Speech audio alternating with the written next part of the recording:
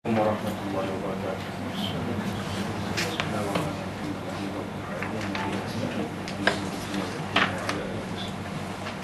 Alhamdulillah, kita teruskan lagi perbincangan kita kepada bab yang ketiga. Bab ini sebenarnya berkenaan dengan hadis-hadis yang lawan kepada hadis makbul tadi. Tadi hadis ada dibahagikan kepada dua, makbul dan mardud. Jadi mardud ni hadis yang tertolak.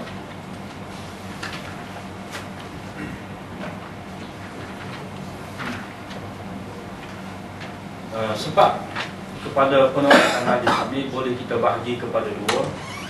Yang pertama, keguguran pada sanad, isqatul ruwah, dan satu lagi at-ta'nu fil rawi, mana sebab kecaman kepada perawi, mana ada perawi yang bermasalah. Jadi gugur pada sanad itu, di bawahnya itu ada hadis munqati', mudall, mursal, mu'allaq, mudallas dan mursal khafi.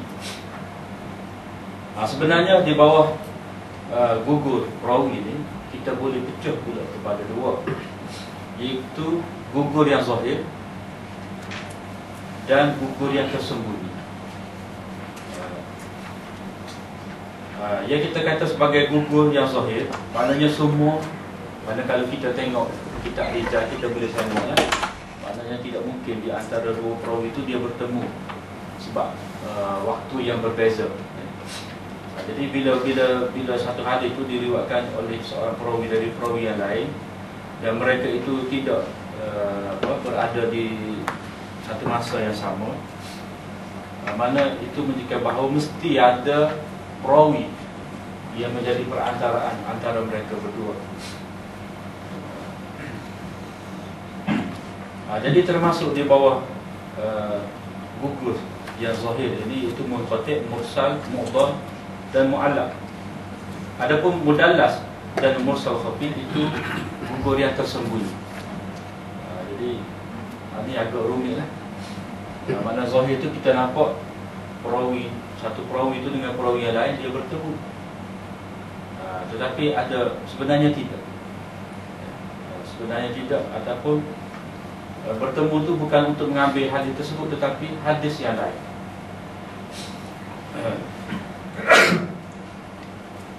Lepas tu jadual muka surat 15 ni dia sebenarnya satu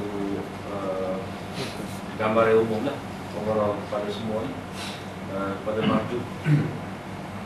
Dan sebab ini dia mempunyai nama yang tersendiri. Seperti hadis, kerana ada perawi yang berdusta maka hadis itu maudhu'. Kalau perawi itu tertuduh dengan melakukan pendustaan, mana tertuduh, mana tidak disabitkan lagi lah, dalam hadis Nabi itu dipanggil madrud. Dan seterusnya lah, kita akan pergi satu persatu. Yang pertama, di bawah sebab gugur perawi, iaitu gugur secara zahir, iaitu hadis munqati'. Munqati' asalnya daripada inqata'a, ini terputus. Terputus.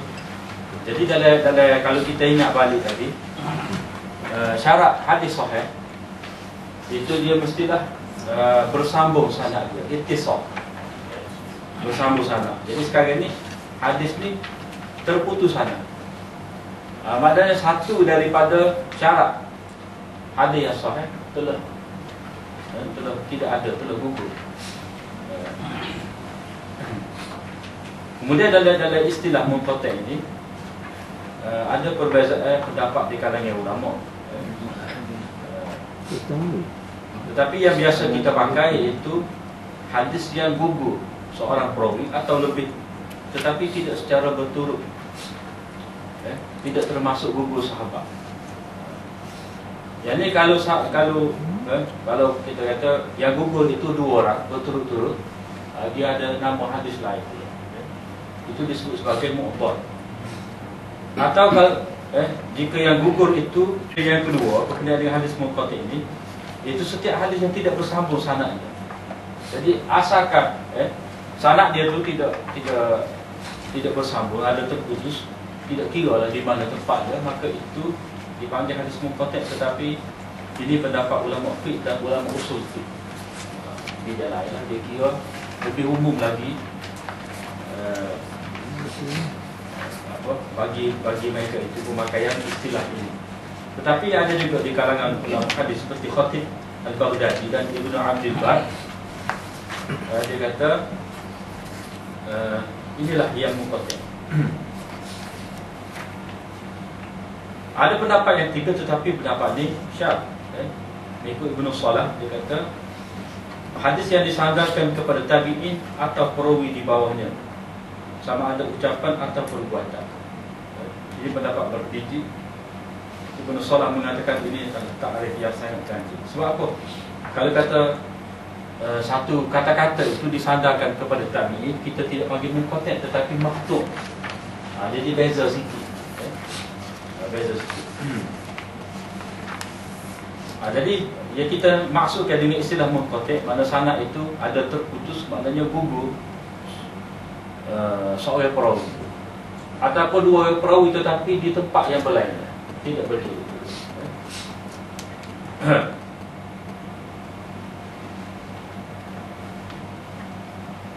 Lepas tu pendapat yang keempat tu, ucapan seseorang tanpa sanad dengan menyatakan Rasulullah SAW bersabda. Ini pendapat Qiyah Harasi, salah satu daripada ulama Syafi'i. Tapi hal ini agak ganjil jugalah. Hal ini sebenarnya boleh kita kata hadis mu'allaq. Hadis mu'allaq.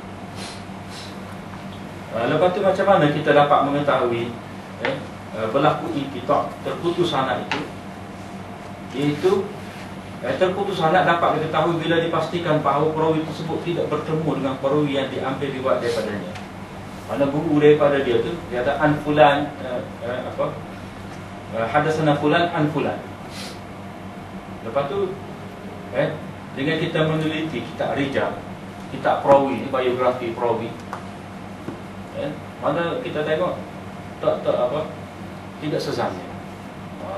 Ini mati tahun sekian, kata ini mati tahun 70 Hijrah. Hal ini dilahirkan baru tahun 72. Jadi macam mana dia bertemu? Sekalipun kita kata dia lahir tahun apa? Yang ini meninggal 70, dia perawi ambil daripada dia meninggal tahun 68. Jadi masa umur 2 tahun tu dia ambil riwayat. Jadi umur 2 tahun ni bukan umur, kita kata umur tahammul. Umur yang tidak menunjukkan kita ni ada kelayakan untuk menerima hadis. Jadi syarat di antara ulama kata tahammul, penerimaan hadis tu dia ada umur paling tidak. Seorang tu kadang-kadang itu boleh baca, boleh mumayyiz, boleh.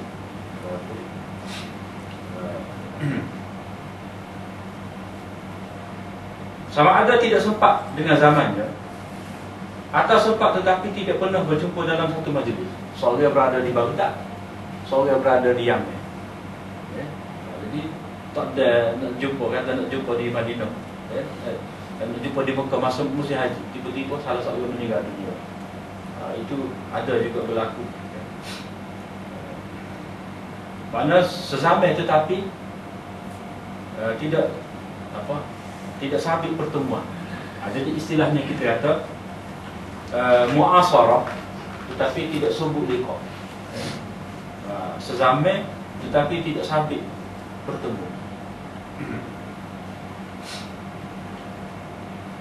Perkara yang membantu untuk mengesan hal ini ialah dengan menyemak tarikh lahir dan kewafatan perawi. Kita cek situ lah. Biasanya dalam kitab rijal, maknanya benda ni tidak pernah ada dalam sejarah umat manusia. Maknanya tokoh-tokoh beriwayat hadis ni, mana ulama kaji, pupuk, tulis satu kitab khusus, siap dengan nama dia, ayah dia, datuk dia orang mana, kata orang dia orang Baghdad, Baghdad Syafi'i Misri Al-Asadi. Contoh, mana dia Syafi'i, mazhab Syafi'i, Baghdad daripada keturunan Bani Asad, nisbah dia tu. Lepas tu kadang-kadang dia dilahirkan di Baghdad, tapi dia meninggal dunia di mana? Mesir. Oh, panggil Misri. Jadi semua ni terakam, tersimpan di dalam kitab rijal. Kunyah dia pun ada juga, Abu Ishaq ke, Abu Muhammad ke, Abu Abdillah ke. Jadi lengkap. Tahu bila dia wafat, tahu bila dia meninggal dunia. Setengah tu dia sebut kalau dia pergi ke Mekah, tahu bila dia berada di sana. Lepas tu senarai guru dia ada disebut, senarai anak-anak murid dia disebut. Jadi kita boleh kesal lah. Mana kata Fulan ni, Fulan ni adakah tersenarai dalam senarai murid-murid dia ataupun tidak. Jadi kitab-kitab rijal dia akan sebut. Utamanya kitab yang besar lah. Kalau Taqribut Tahzib tak ada. Taqribut Tahzib ni Hafiz Ibn Hajar dia hanya sebut penilaian terhadap perawi. Tetapi dia sebut tarikh ni, senarai anak murid ni, seperti kitab Tahzibul Kamal, Tahzibul Kamal Mizzi, dan Hafiz Ibn Hajar dalam Tahzibut Tahzib. Juga Az-Zahabi dalam Siyar A'lamin Nubala. Jadi kitab-kitab macam ni penting untuk kita tengok untuk kita tengok tarikh lahir perawi itu. Itu satu cara lah. Selain daripada itu ada juga cara kita boleh semak dengan kita himpun riwayat. Macam tadi, kita melakukan iktibar tadi untuk mengetahui adakah berlaku tafarruq ataupun tidak. Jadi sambil kita kata dengan proses yang sama, kita tengok, semak satu persatu taurikh tersebut, kita boleh buat perbandingan. Kita tengok letak satu taurikh. Jadi dalam taurikh ni sebut fulan ni, tapi dalam taurikh yang lain tak sebut. Bermakna hak tak sebut tu adalah perawi yang gugur. Dalam sanad dia tidak tersebut. Sebab kita lihat dalam sanad yang lain ada nama dia. Tiba-tiba dalam sanad perawi ni tak naik nama dia. Mana kita membuat perbandingan di antara sanad-sanad hadis. Jadi perbandingan di antara sanad-sanad hadis ini sangat penting. Selain daripada kita untuk tahu iktibar, kita nak tahu juga mana sanad terputus, dan untuk kita mengenali sejauh mana perawi itu yang dikatakan sebagai tabi. Mana kita boleh buat perbandingan pada waktu. Jadi kita dapat juga mengetahui inqita' ni berdasarkan kepada keputusan imam-imam. Banyak. Macam dalam Sunan Tirmizi banyak tempat dia kata ni tak bertemu dengan banyak. Di antara kitab lain Musnad Bazzar. Musnad Bazzar banyak juga menyebut bahawa perawi ini tidak sepak dengan perawi ini. Mana itu kita boleh tahu mana ada diriwayatkan daripada imam-imam bahawa orang sekian tidak meriwayatkan daripada orang sekian. Maknanya kita boleh tahu hadis ini munqati'. Contoh dia, akmalul mu'minin imanan ahsanuhum khuluqan wa altafuhum bi ahli. Orang mukmin yang paling sempurna ialah orang mukmin yang paling sempurna imannya.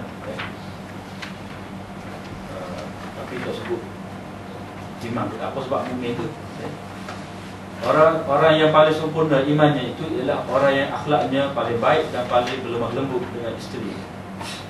Jadi dia kata hadis ini riwayat Tirmizi dan Ahmad melalui jalan Abu Kilabah daripada Aisyah secara marfu'.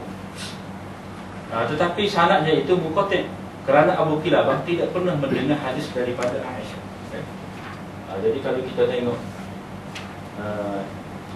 pada nota 23 tu, wa fil bab an Abi Hurairah wa Anas bin Malik qala Abu Isa. Ini kita nak ni. Hadha hadithun sahih wa la na'rifu li Abi Kilabah sama'an min Aisyah. Kalau kita tak tahu Abu Kilabah itu ada mendengar daripada Aisyah. Mana ini Imam Tirmizi sebut. Cuma jadi masalah dia. Imam Tirmizi kata saya. Itu dia merujuk kepada sanad lain. Cuma hak ni tidak sahih. Mana hak Abu Kilabah daripada Aisyah tidak sahih. Hak sahihnya melalui Abu Hurairah. Dia isyarat.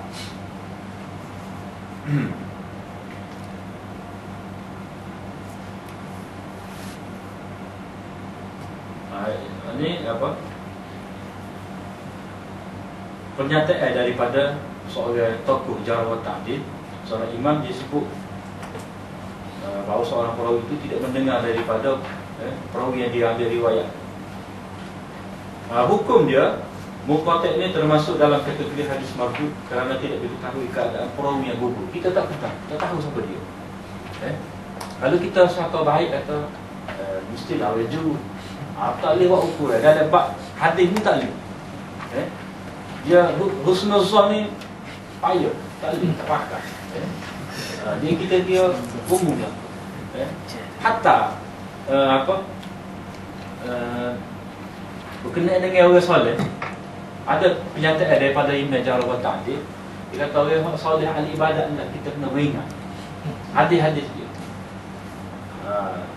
Bukan kita petikan dia banyak ibadat tak. Disebabkan fokus dia tu kepada ibadat, bukan dia kaji hadis, mutolak hadis. Dia ambil banyak masa semaya tahajud. Ambil banyak masa tahajud. Tapi hak ahli hadis ni dia tak tidur handai. Baca, buat kajian terhadap ahli hadis, buat perbandingan. Jadi bab sangka baik ni tak boleh. Kita nak kata mungkin dia baik, adalah perawi itu, tak boleh, adalah perawi itu, tak boleh. Dia kena ada. Ada. Kalau ada orang mari sanak tu, orang mari sanak siapa dia, lepas tu kita pun gabung. Jadi gabung tu lah hak doa tadi, dia akan jadi hasan. Kalau diketahui ataupun ada sokongan yang kuat, hasan tu hasan riwayat. Jadi hadis munqati' ini mudah lagi. Seorang perawi gugur. Jadi kita boleh highlight lah mana seorang perawi gugur. Mu'dhal ni berat, payah, sukar. Mu'dhalul amr, mana perkara itu menyusahkannya, berat. Jadi sesuai dengan istilah dia, mana hadis yang gugur daripada sanadnya itu dua atau lebih perawi secara berturut-turut. Jadi masalah pada pekaji hadis, dia tahu siapa dia dua orang ni.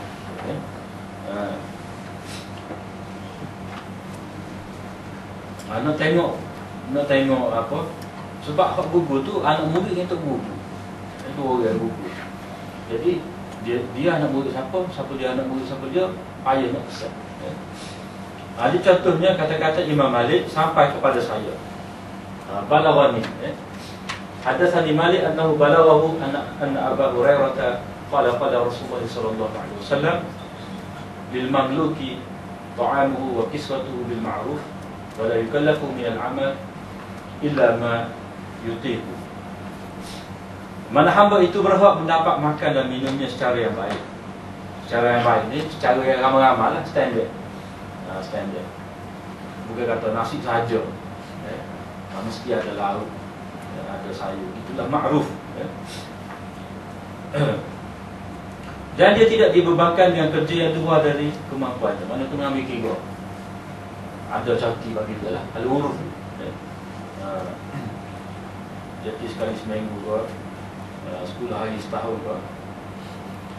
Jadi sanad ini adalah sanad yang mu'dhal kerana Imam Malik meriwayatkan daripada Abu Hurairah. Jauh. Melalui perantaranya dua orang perawi dan mereka berdua itu gugur dari sanad secara berturut-turut. Balaghahu. Jadi hak ni orang panggil balaghat Malik. Balaghat Malik ni dalam Muwatta' Malik banyak orang lagu ni. Seperti ni. Jadi ulama buat kajian antaranya Ibnu Abdul Bar. Ibnu Abdul Bar mengikut kajian dia kata hanya 4 hadis sahaja yang tidak dikenal pasti sebagai muttasil. Kalau lain itu muttasil tak, ada sanad lengkap. Ibnu Abdul Bar ni mana apa? Salah seorang ulama Malik ia mensyaratkan Muwatta' 2 kali. 2 kali dia syarah, ya. Iaitu at-tamhid, lima fil muwatta' min al-ma'ani wal asanid. Dia syarah muwatta' tu dia susun balik syarah tu, hadis tu mengikut nama Tok Guru Imam Malik. Kita kata nama Tok Guru Imam Malik tu Ibrahim bin Uqbah. Jadi hadis dia ni tak tahu dalam bab jihad atau dalam bab jual beli apa, tapi dia letak hadis-hadis Ibrahim bin Uqbah dulu mula-mula. Sebagai kita kata guru Imam Malik. Lepas tu dia marilah sana-sana dia. Lepas pada tu baru dia syarah hadis. Jadi kitab tamhid ni pada ngaji hadis antara kitab yang istilah syarah muwatta' yang paling awal.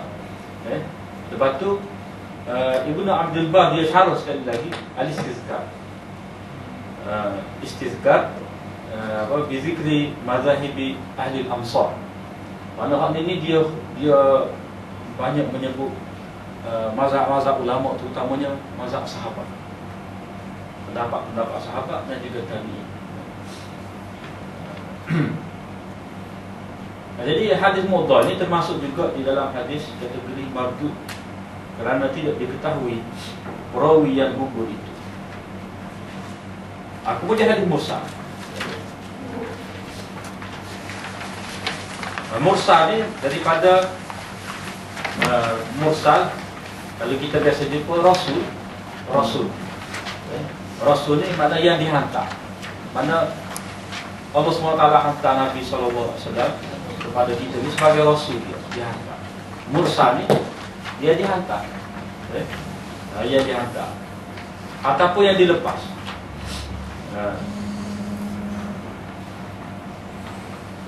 Itu dari segi bahasa. Tetapi dari segi istilah ada beberapa pendapat.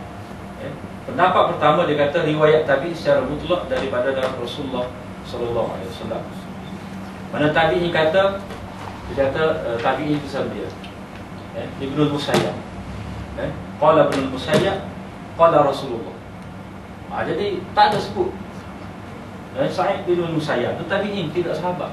Tetapi itu dia kata Rasulullah. Jadi di situ mesti ada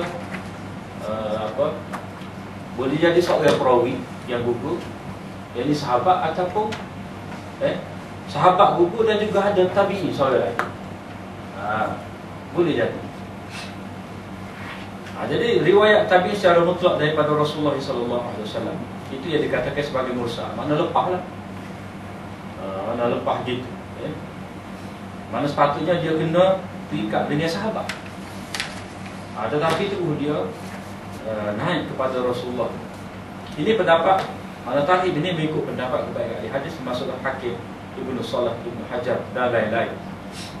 DNA itu dan lain-lain. Pendapat inilah yang sahih. Pendapat yang kedua, hadis yang terputus sanadnya, iaitu di mana-mana bahagian sanad, tak kira lapis saya tabaqah mana, sahabat ke, tabi'in ke, tugu pada pengarang kitab ke. Ini adalah pendapat ulama usul. Mana di sisi dia mursal ni umum. Jadi sebab itulah kalau kita baca kitab ni kita kena faham boleh istilah. Hadis ni telah dimursalkan. Lepas tu kita tengok ada sahabat ni. Tadi kata hadis mursal ni hadis yang gugur sahabat. Tiba-tiba kita tengok dalam sanad dia tu sahabat ada sahabat. Jadi kita kata macam mana pengarang kitab ni kata hadis ni mursal. Jadi mursal tu kita kena faham mengikut istilah ulama yang lain. Dia merangkumi. Yang kita panggil muqatta' pun dia panggil mursal juga. Itu ada diistilahkan oleh ulama. Pendapat yang ketiga, hadis yang diriwayatkan oleh tabi'in besar daripada Rasulullah. Tabi'in besar ni lagu mana? Orang tua lah. Tabi'in tua maksudnya tabi'in yang sempat dengan sahabat-sahabat yang besar. Sahabat besar ni hak lama berdampingan dengan Nabi. Abu Bakar, Umar, Uthman, Ali. Kalau kata sahabat kecil, sahabi sawid, macam siapa? Ibnu Abbas, muda-muda. Pendapat yang keempat, hadis yang gugur sahabat daripada sanadnya. Inilah tarikh Al-Baiquni tetapi mendapat kritikan. Contoh je, Ibnu Sa'ad menyebut di dalam Tabaqat, Waqi' bin Jarrah telah menceritakan kepada kami, katanya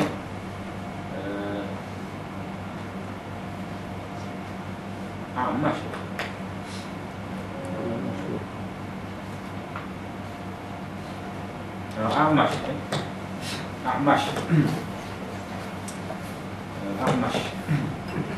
tidak S.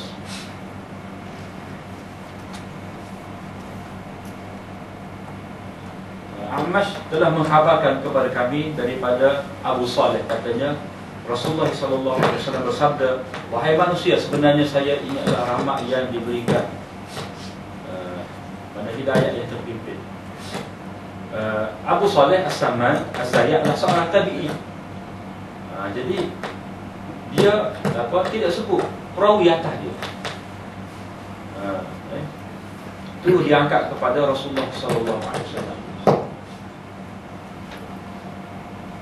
Tetapi dalam sanad yang lain ada menyebut yang dua itu adalah Abu Hurairah.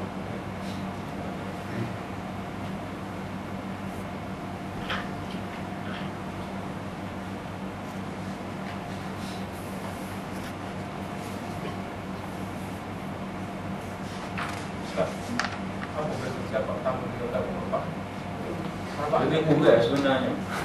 Lebih kurang sebenarnya.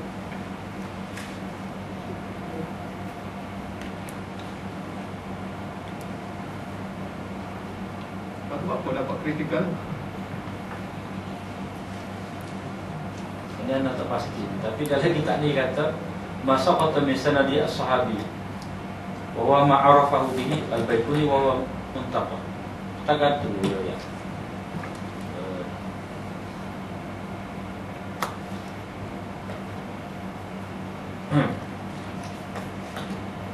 Gugur sahabat, kalau kata kita timur ni sebagai satu ta'rif yang berlain, boleh jadi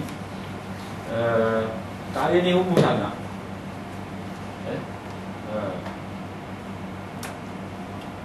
Tapi tak tahulah, kalau saya mau balik lah.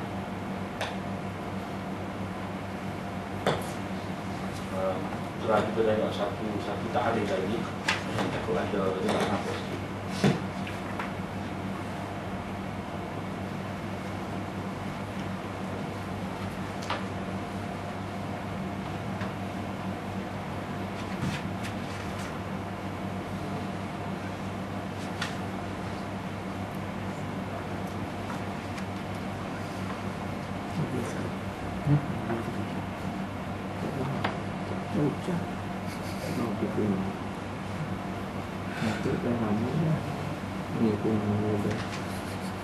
Dalam ta'rif ini dia sebut hadis yang gugur di hujung sanadnya itu setelah daripada tabi'in, sama ada tabi'in besar ataupun kecil. Jadi nampak daripada ta'rif ini, hak ta'rif Al-Baiquni itu dia sebut secara itulah, sebab gugur sahabat termasuk juga di bawah istilah mursal sahabi.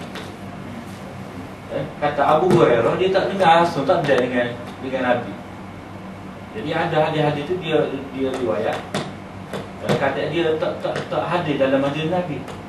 Ada sahabat lain dia tidak sebut. Jadi itu gugur sahabat juga. Tapi nampak gaya dia jadi kesok di ta'rif yang pertama.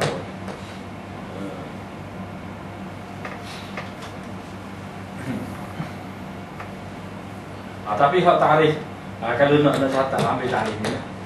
Ta'rif dia dikemukakan oleh siapa ni? Dr. Abu Lais. Dia kata, "Wallazi saqata min akhir isnadi man ba'da tabi'in, sawa kana tabi'i kabiran atau saghira." Mana hadis yang gugur di hujung sanadnya itu setelah daripada tabi'in, sama ada tabi'in itu tabi'in besar ataupun kecil. Di akhir setelah daripada tabi'in tergugur.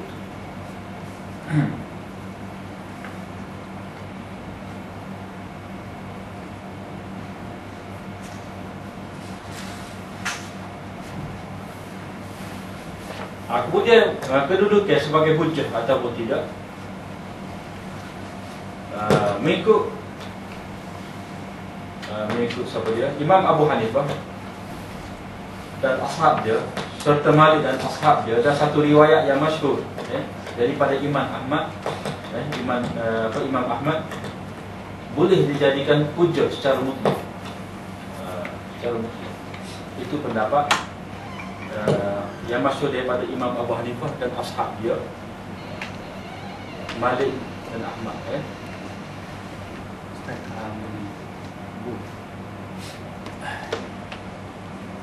Pendapat yang kedua tidak boleh dijadikan hujjah sama sekali. Sebab dia kira tak ada sebut siapa dia. Ini adalah pendapat majoriti ulama hadis, antaranya Muslim Ibnu Hajjaj, Abu Hakim, Ibnu Salah, Nawawi dan Ibnu Hajar.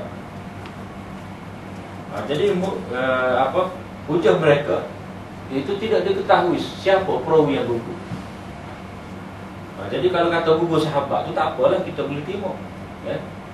Tapi boleh jadi tabi'in ini dia ambil riwayat daripada tabi'in yang lain. Pada tabi'in tersebut sempur sahabat.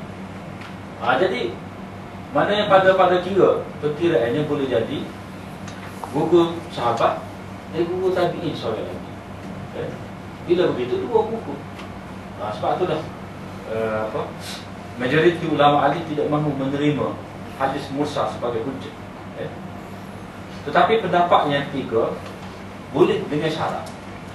Boleh dengan syarat ni, ini adalah pendapat Imam Syafi'i. Pendapat Imam Syafi'i.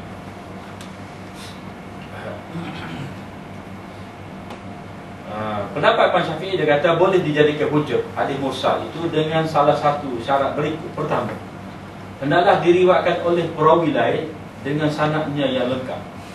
Mana diriwayatkan secara musnad dengan sanad yang lengkap, atau diriwayatkan oleh orang lain secara mursal juga. Mursal juga tetapi guru yang berlainan. Kalau kata tadi riwayat mursal ni riwayat mursal Abu Saleh.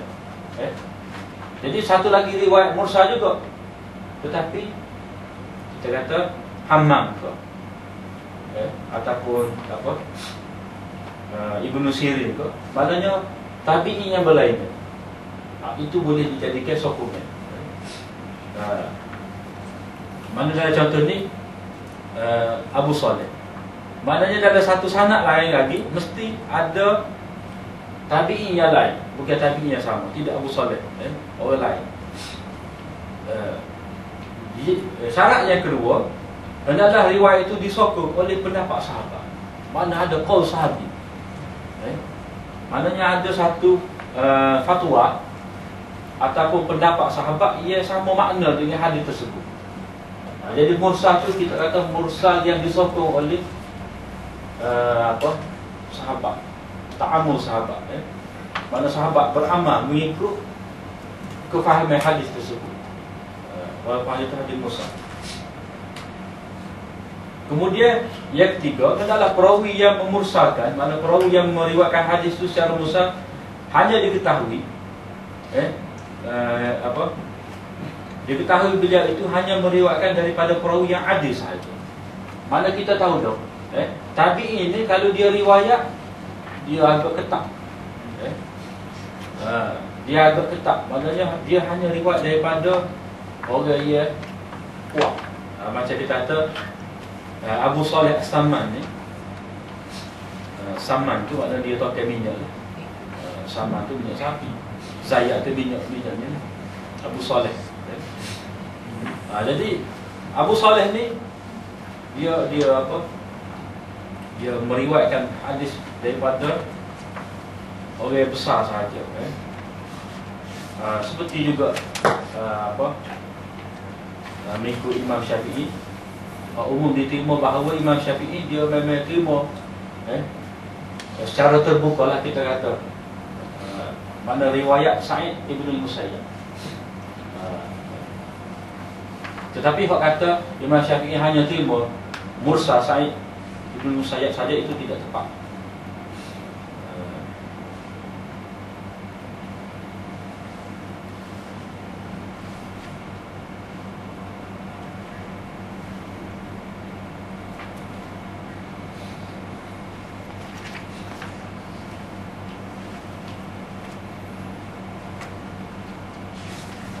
Sa'id bin Musayyab ni, mana biasanya kita boleh tengok riwayat itu daripada Abu Hurairah. Sebab itulah mursal itu di antara mursal yang terkuat. Sebab Abu Hurairah ni tua dia, mertua.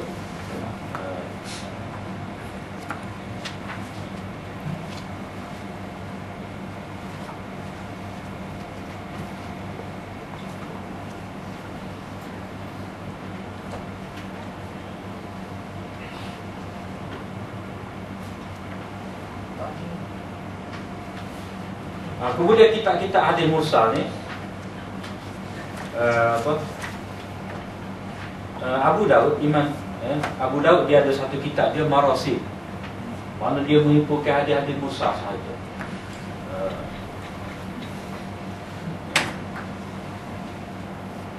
Dia boleh juga tengok dalam kitab-kitab lain lah, seperti kitab Musannaf Ibn Abi Shaybah. Dia banyak kitab lain lagi yang menyebut hadis secara mursal. Kemudian satu topik lagi di bawah hadis mursal ni kita panggil mursal sahabi. Mursal sahabi seperti yang kita sebut tadi, maknanya ada sahabat yang gugur, walaupun sahabat tu yang meriwayatkan hadis, walaupun di hujung hadis itu sahabat, tetapi sebenarnya ada sahabat lain yang gugur. Istilahnya, hadis yang diriwayatkan oleh sahabat tentang ucapan Rasulullah SAW yang tidak sempat didengarinya, atau perbuatan baginda yang tidak disaksikannya sendiri. Mana dia tak boleh sendiri, kita tahu dah. Tak ada ni macam dalam contoh ni. An Aisyah Ummul Mukminin annaha qalat awwalu ma budi'a bihi Rasulullah SAW min al-wahyi ru'ya salihah fi an-nawm. Riwayat daripada Aisyah Ummul Mukminin, wahyu yang pertama kepada Rasulullah SAW adalah mimpi yang baik. Aisyah ada ke pada waktu mula-mula tu? Kalau ada umur setahun ada untuk tahammul. Jadi mestilah dia dengar daripada sahabat yang lain. Jadi macam mana boleh berlaku kita kata sahabat tidak dengar hadis daripada Nabi sendiri? Jadi seperti dalam taklif ni dia kata tidak sempat dengar daripada Nabi, sama ada sahabat tu masih lagi kecil, macam Ibnu Abbas, masih lagi kecil, ataupun lewat Islam. Di antara kritika yang selalu dikemukakan oleh golongan yang anti hadis ni, dia kata macam mana Abu Hurairah dalam tempoh yang singkat dia masuk Islam pada tahun ke-7 lepas daripada peperangan Khaybar. Lepas tu hadis dia banyak mengatasi sahabat-sahabat yang lain, termasuklah Aisyah. Di antara sebabnya gini, sebab mursal sahabi.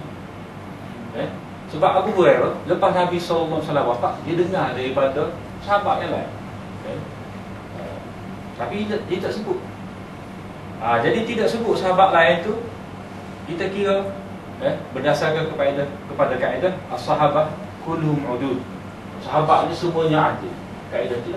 Maknanya kalau tidak diketahui siapa sahabat yang tersebut dalam sanad, itu tidak menjadi masalah. Sahabat ni adil, adil. Mana dia tidak perlu kepada istihad daripada imam-imam. Sebab Quran sendiri, Quran sendiri tentang kedudukan sahabat, banyaklah ayat-ayat tu. Ayat apa? Mudah je, radhiyallahu anhum wa radu. Surah Bayyinah tu. Lepas tu hak lain tu banyaklah. Wasabiqunal awwaluna minal muhajirin wal ansar. Dari surah Taubah. Ayat-ayat 1.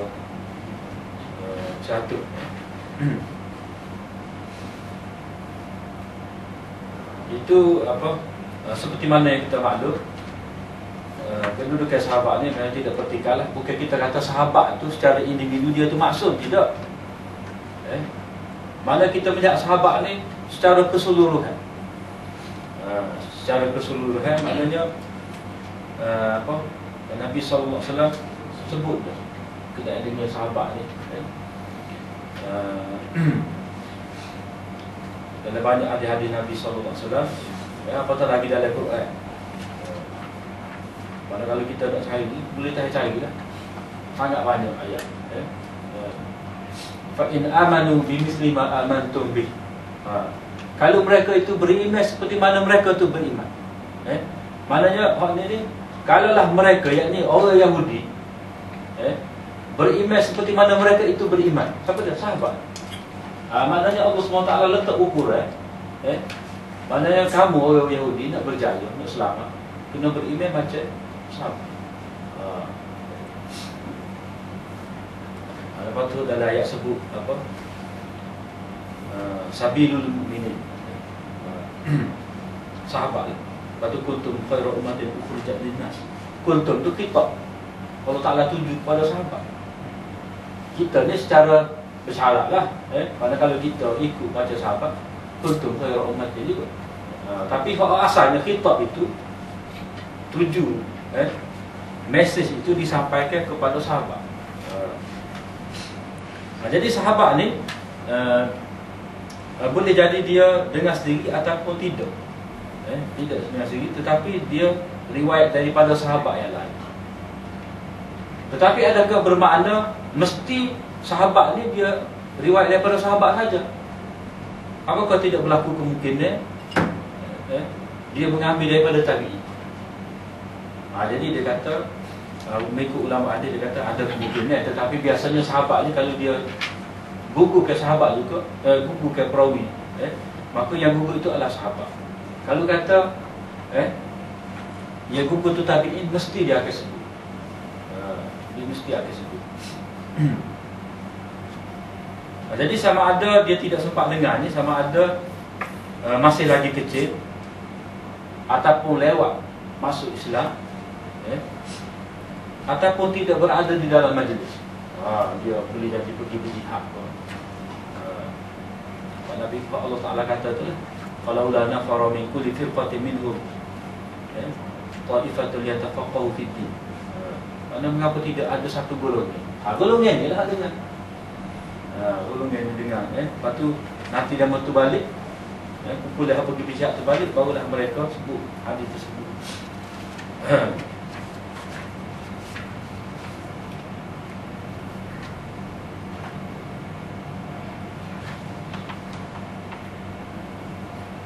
Adakah boleh berhujah dengan riwayat ni?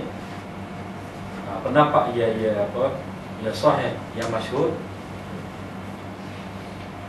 Iaitu sahih.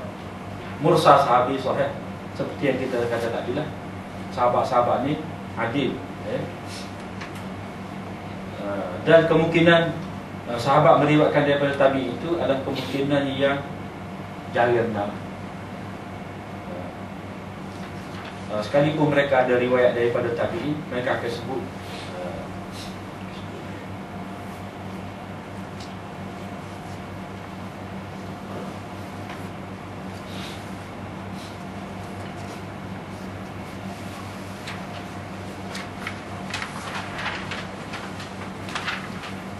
jadi termasuk di bawah hadis Musa sahabi juga adalah hadis yang diriwayatkan oleh siwar sahabat, sahabat-sahabat yang kecil seperti Ibnu Abbas dan Ibnu Zubair.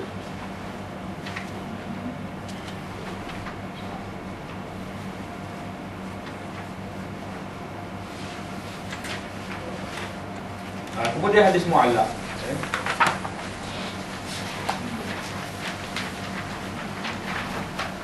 Hadis mu'allaq itu allaqat, maknanya yang tergantung, menggantungkan. Allaqat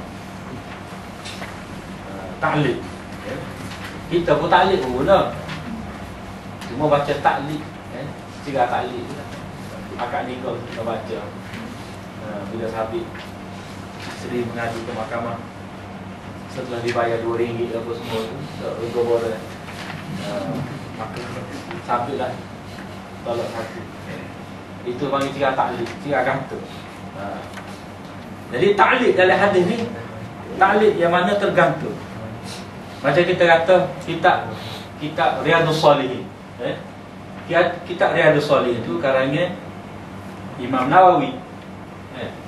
Jadi dalam kitab Riyadhus Shalihin ini, kalau kita buka dalam mana-mana bab, dia mesti start daripada sahabat. An Aisyah, an Abi Hurairah, an Anas. Jadi kita kata, macam mana Imam Nawawi ni dia tak ada dengan dia tidak sempat dengan sahabat-sahabat tu. Jadi hal ni yang dikatakan sebagai hadis mu'allaq. Hadis mu'allaq maknanya tergantung tu, mana Imam Nawawi tak sebut sanad. Sanad cuma dia sebutlah rawahul Bukhari. Mana dia letak atas Bukhari.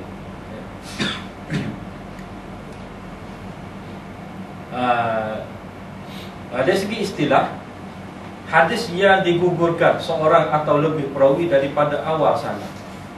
Awal tu ada tinggal. Daripada awal sanad secara betul. Ataupun tak ada sanad langsung.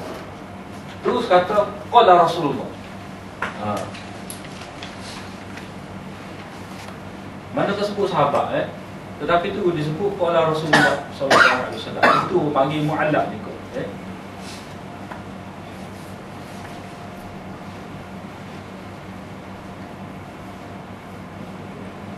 Contoh dia hadis yang diriwayatkan oleh Imam Al-Bukhari daripada Al-Majishun, daripada Abdullah, ada dua L tu Abdullah bin Fadl, daripada Abu Hurairah, salah juga tu buat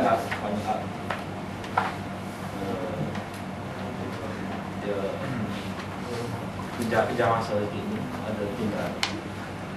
Abdullah bin Fadl daripada Abu Hurairah secara marfu', janganlah kamu melebih-lebihkan antara para nabi. Jadi hadis ini diriwayatkan oleh Imam Bukhari secara ta'liq. Secara ta'liq.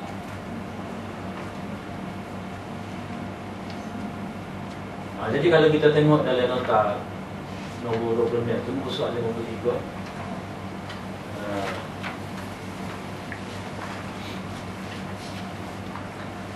Mula-mula Imam Bukhari buat mari dengan lengkap. Dengan lengkap ni kita panggil musnadan. Musnadan dia lawan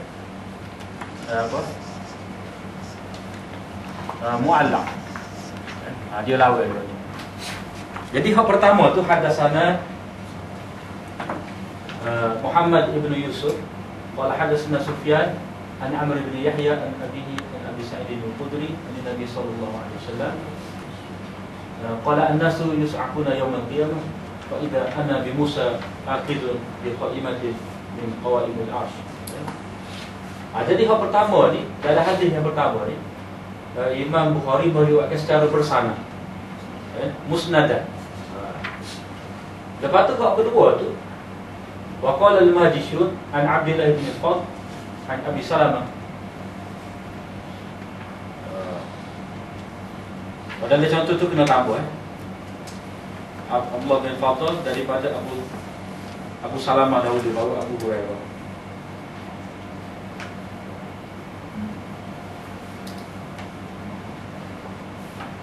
Mana kita asal ni, kita ajar Dawi itu dia tak sebut.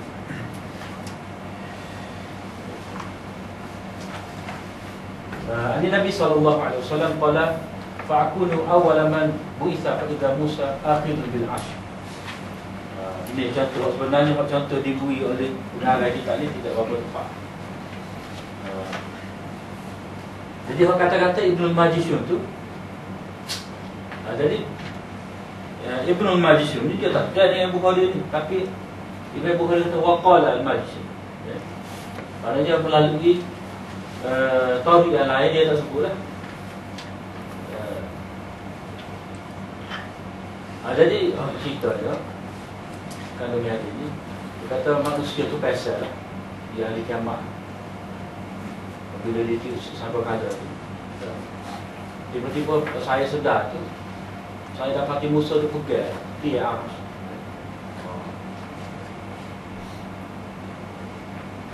Lepas tu dalam riwayat Majishun diriwayatkan secara ta'liq oleh Imam Bukhari, lain sikit. Akulah orang pertama yang dibangkitkan, tapi aku tengok Musa itu pergi arah. Hebat Musa ni. Jadi masalah di sini mana tak lebih lah antara nabi-nabi itu. Ini ada terjemah matahari itu di mana?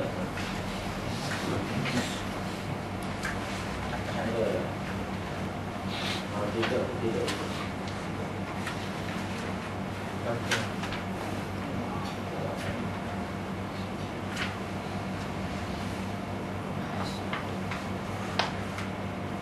Ini keren. Ini apa?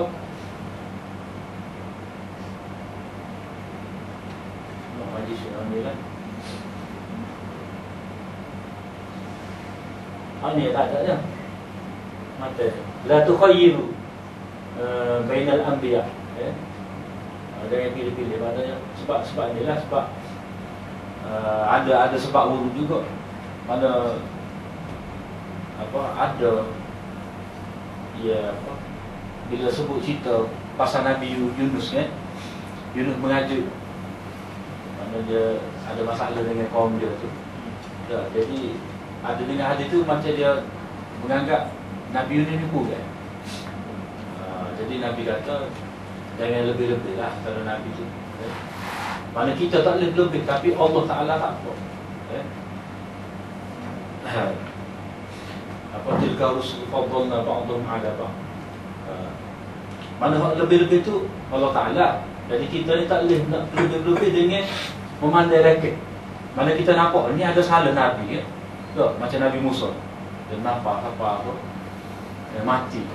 Jadi kita tahu lah Nabi Musa ni itu sikit. Lepas tu ada Nabi Musa mandi telanjang.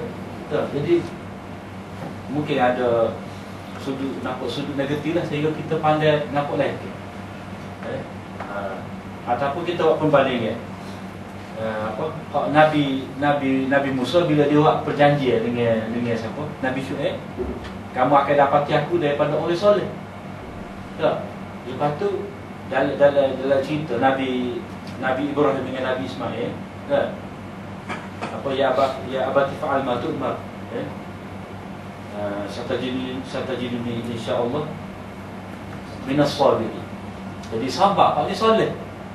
Jadi hak ni nampak aku orang sabar, hak ni aku orang soleh baik. Jadi nampak macam Musa ni nampak menonjolkan diri dia. Jadi kita tak boleh nak tafsir lah betul. Itu yang dimaksudkan dengan jangan kamu melebih-lebih antara para nabi ni.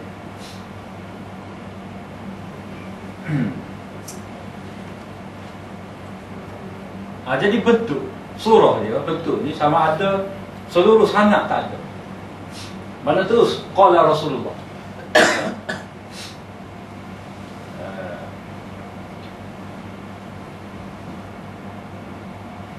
Ataupun keseluruhan sanad dibuat kecuali sahabat ada. Membuat keseluruhan sanad kecuali sahabat dan tabi'in. Membuat orang yang menceritakan hadis saja. Ada berapa surah. Tetapi dari segi hak malaknya kita, kalau kita nulis ke, buat tesis ke, buat assignment, kita kena sebutlah riwayat Bukhari. Siapa dia. Itu lebih bertanggungjawab. Tidak susah orang pula nak cari. Waktu kita mari nak terjemah pula, lepas tu terjemah tu lari. Terjemah tidak pernah sabar. Macam dalam khutbah ni ain, mata yang jahat. Kita dengan mata yang jahat tu agak pelik lah. Mata yang jahat tu lagu mana? Ya mata ni maksud ain dalam hadis tu bukan mata biasa. Maknanya gangguan halus. Gangguan halus. Jin, orang atas jin, orang apa. Jadi hak moleknya kita ni, mana kalau kita menukilkan hadis, mana biarlah dengan ada sanad dia. Tapi kalau kita tak boleh nukil dengan sanad, kita ambil siapa dia, tuan pengarah kita. Tuan pengarah kita. Hal lebih moleknya kita ayat dalam kitab sikit, bab sikit. Macam ni lah, macam sebelum ada nombor Sekarang ni orang pakai nombor hadis juga. Nombor pun kadang-kadang dia tak serupa ni, bila lagu lain, bila lain. Tak. Kita nak cari, tidak serupa Quran. Quran tak apa lah. Surah 17 ayat 22. Kita tahu dah surah 17 surah apa. Tapi hadis ni, cara bila hadis ni dia macam-macam. Cuma kita pakai hak lama-lama lah. Kalau Bukhari, nombor tu mengikut siapa? Muslim mengikut siapa? Tirmizi mengikut siapa? Dia adalah nombor dia tu.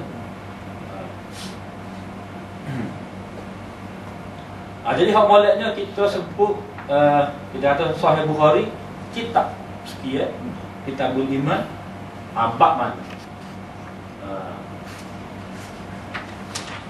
Kalau siapa dia pernah tengok Mu'jam Qamu Hadis, 8 jilid tu ditulis oleh orang Thailand Belanda.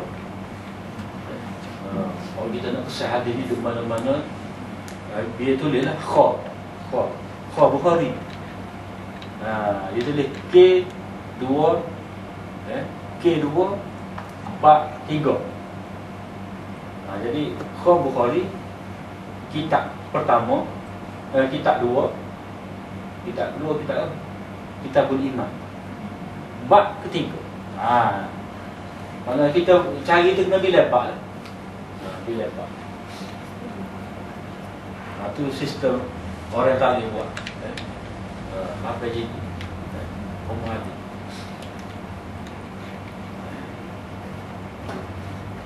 Itu hadis mu'allaq. Hadis mu'allaq ni termasuk di bawah kategori hadis tertolak, yang tidak bersambung sanad, yang tidak diketahui keadaan perawi yang gugur. Masalah ia sama juga lah seperti hadis-hadis dia tak ada sanadnya, ia gugur perawi. Tetapi ada kalanya diterima apabila ada jalannya yang lain yang menyebutkan perawi yang gugur dan dia adalah seorang yang siqah atau benar. Mana kena cari sanad dia mana, ataupun sanad yang lain. Lepas tu mesti ada perawi yang benar, siqah, barulah boleh diterima. Kemudian di bawah pecahan hadis mu'allaq ni, masalah hadis mu'allaq di dalam Sahih Bukhari dan Muslim. Sahihain tu Sahih Bukhari dan Sahih Muslim. Mu'allaq Bukhari mengikut yang dibilang adalah sebanyak 1341 hadis.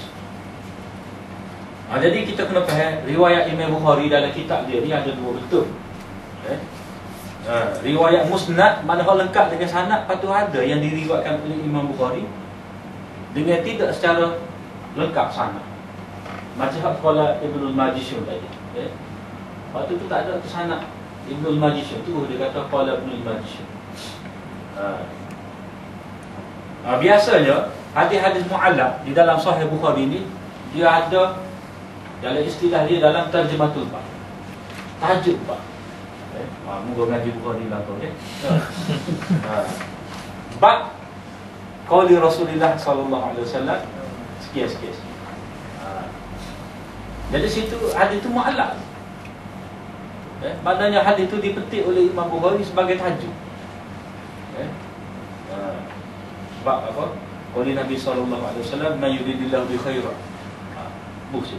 Lepas tu tak ada sanad, sahabat mana tak ada. Jadi biasanya Imam Bukhari hadis mu'allaq ni dia letak di dalam tajuk sebelum awak mari hadis. Seperti yang makna yang kita maklum, tajuk Bukhari ni macam dakwah lah. Maknanya dia nak sebut penegasan dia. Satu dakwah dia ataupun pendapat dia. Lepas tu kemudian barulah dia mari hadis secara bersanad itu sebagai dalil. Jadi hadis mu'allaq ni kebanyakannya Imam Bukhari menyebut di dalam tajuk bab ataupun tarjamatul bab. Tetapi ada juga di sini Imam Bukhari sebut di hujung ni, lepas habis hadis sebelum tu.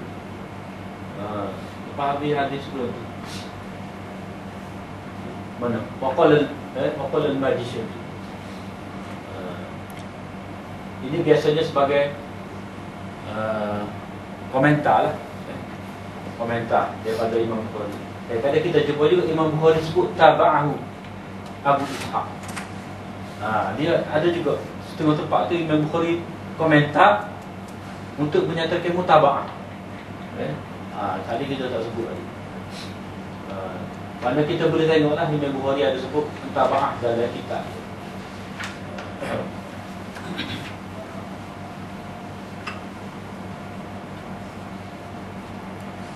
Lepas tu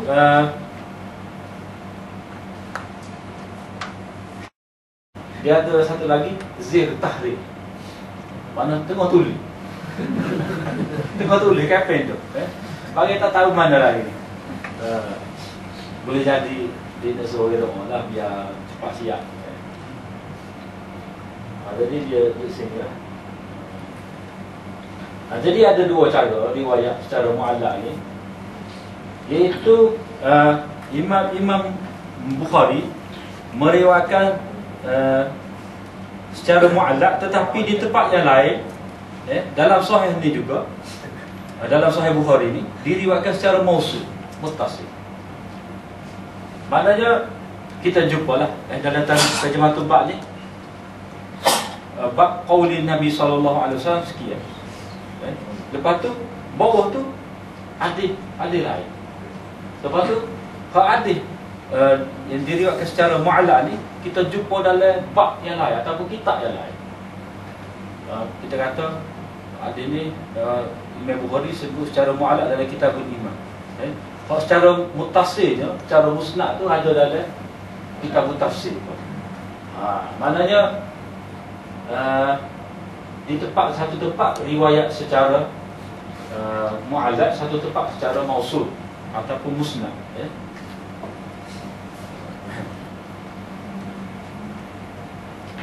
Jadi hal ni tak ada masalah, adalah sahih. Hukum dia sahih.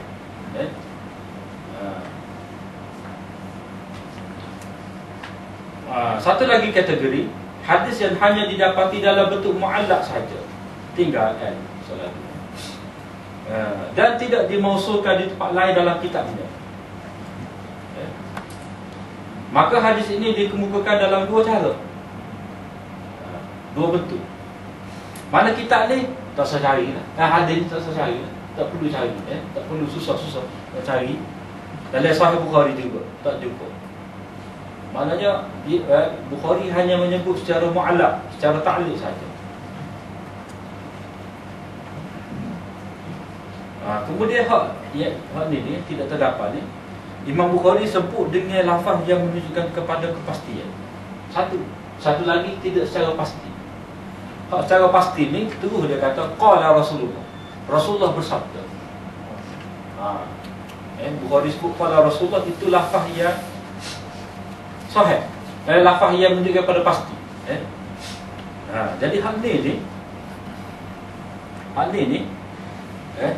boleh jadi hadis ni sahih. Dengan lafaz yang menunjukkan kepastian, difahami daripada cara ini hadis-hadis itu sahih. Atau ini masalah dia ada tu, dia masuk balik luar kotak. Tapi tak ada pemikiran luar kotak. Dia ada tu, kena tarik tu bahawa dia ada. Difahami daripada cara ini hadis-hadis itu sahih atau hasan. Kita tengok agak dia sebut. Sama ada hadis itu sahih mengikut syarat Bukhari ataupun sahih mengikut syarat orang lain, ataupun hasan, mana tidak dhaif. Mana sama ada sahih mengikut Imam Bukhari, sahih mengikut imam dia lain. Kita kata sahih mengikut Imam Muslim ke, guna sikit syarat dia, ataupun lebih guna lagi syarat Ibnu Khuzaimah, lebih guna lagi syarat Ibnu Hibban. Kemungkinan lah tu.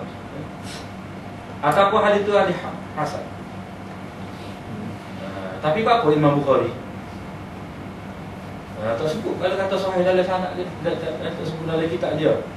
Seperti mana yang kita maklum, Imam Bukhari kata tidak semua hadis sahih aku letak dalam Sahih Bukhari.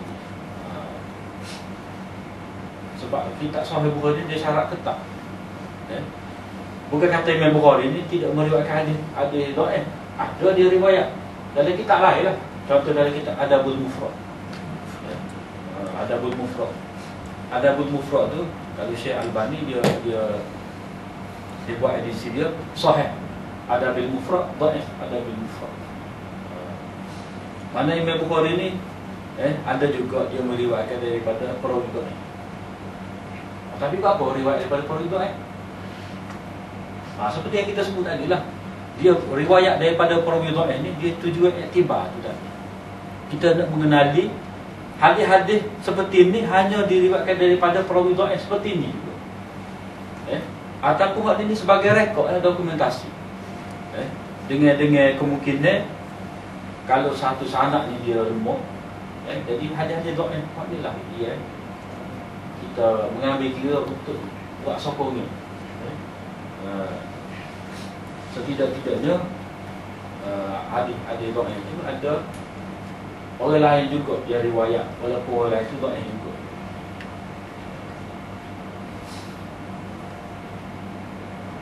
Jadi difahami dari cara ini hadis itu sahih mengikut Imam Bukhari atau sahih mengikut orang lain atau hasan.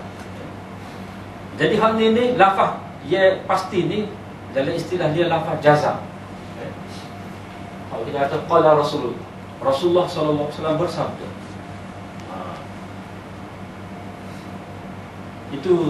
Itu satu cara. Satu lagi dengan lafaz yang tidak menunjukkan kepastian. Tidak secara pasti ni macam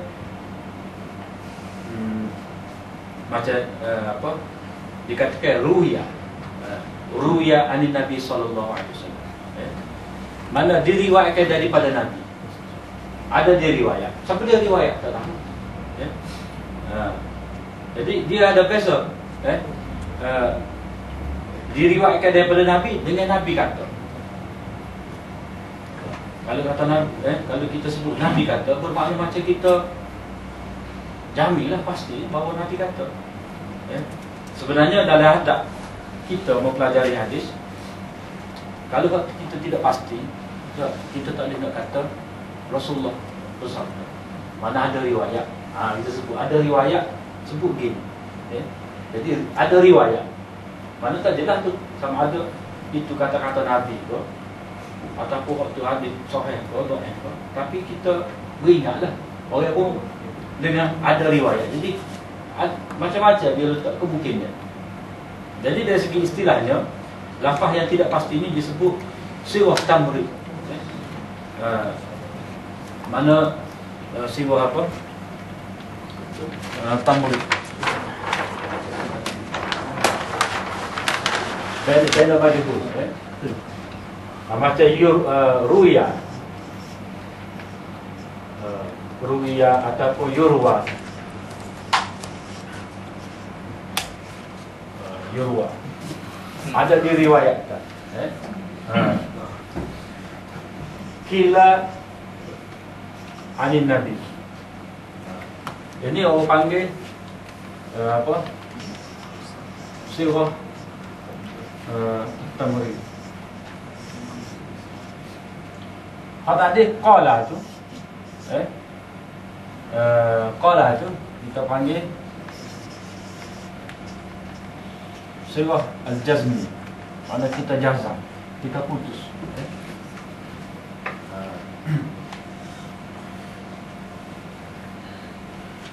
Jadi hadis-hadis yang dikemukakan oleh Imam Bukhari dengan cara ini sama ada sahih mengikut syaratnya, atau sahih mengikut syarat orang lain, atau hasan ataupun dhaif.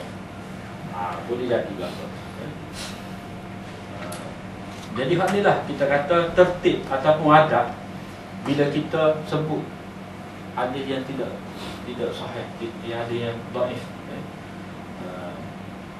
Takut-takut kita tersalah dalam menyandarkan kepada Nabi. Tak boleh.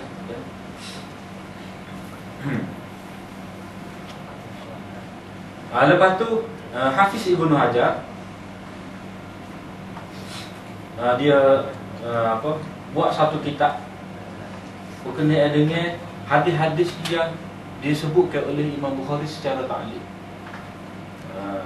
Nama kitab dia Taghliqut Ta'liq.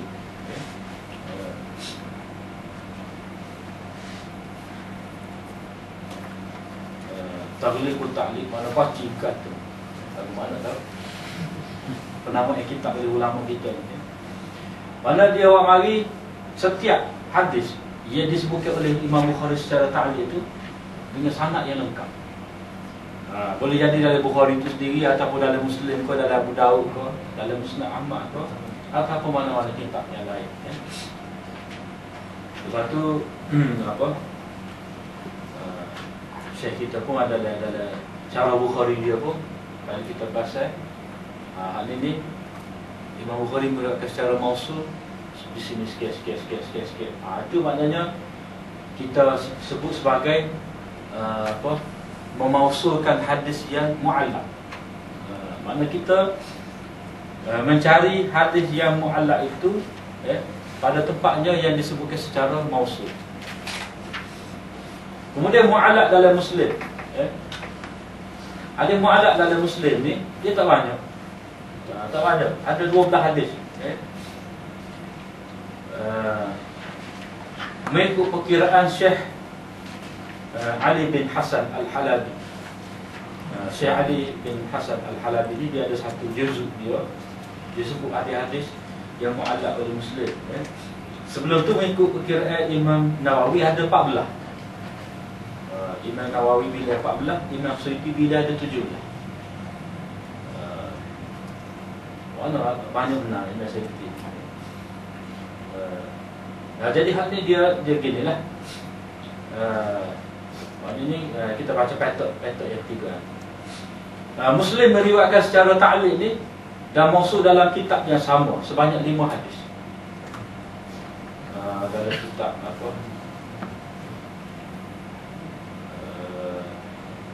Kitabul Hudud ada soal. Tapi kita tak berbual sini, kalau berbual jadi panjang pula. 5 hadis. Lepas tu riwayat secara ta'liq tetapi diriwayatkan secara mausul oleh ulama lain. Hanya 1 hadis saja. Lepas tu kau baki 6 hadis itu. Hadis itu sebenarnya Imam Muslim menyebut gurunya secara mubaham. Hadis yang disebutkan hadis yang gurunya disebutkan itu secara mubaham. Mana Imam Muslim sebut secara mubaham guru dia, tetapi dia anggap sebagai hadis mu'allaq. Hadis mu'allaq. Jadi boleh jadi Imam Suyuti bila sampai 17 tu. Maknanya ada mubaham tu dianggap sebagai mu'allaq. Mubaham ni maknanya sama tidak disebutkan dengan jelas nama perawi itu siapa dia.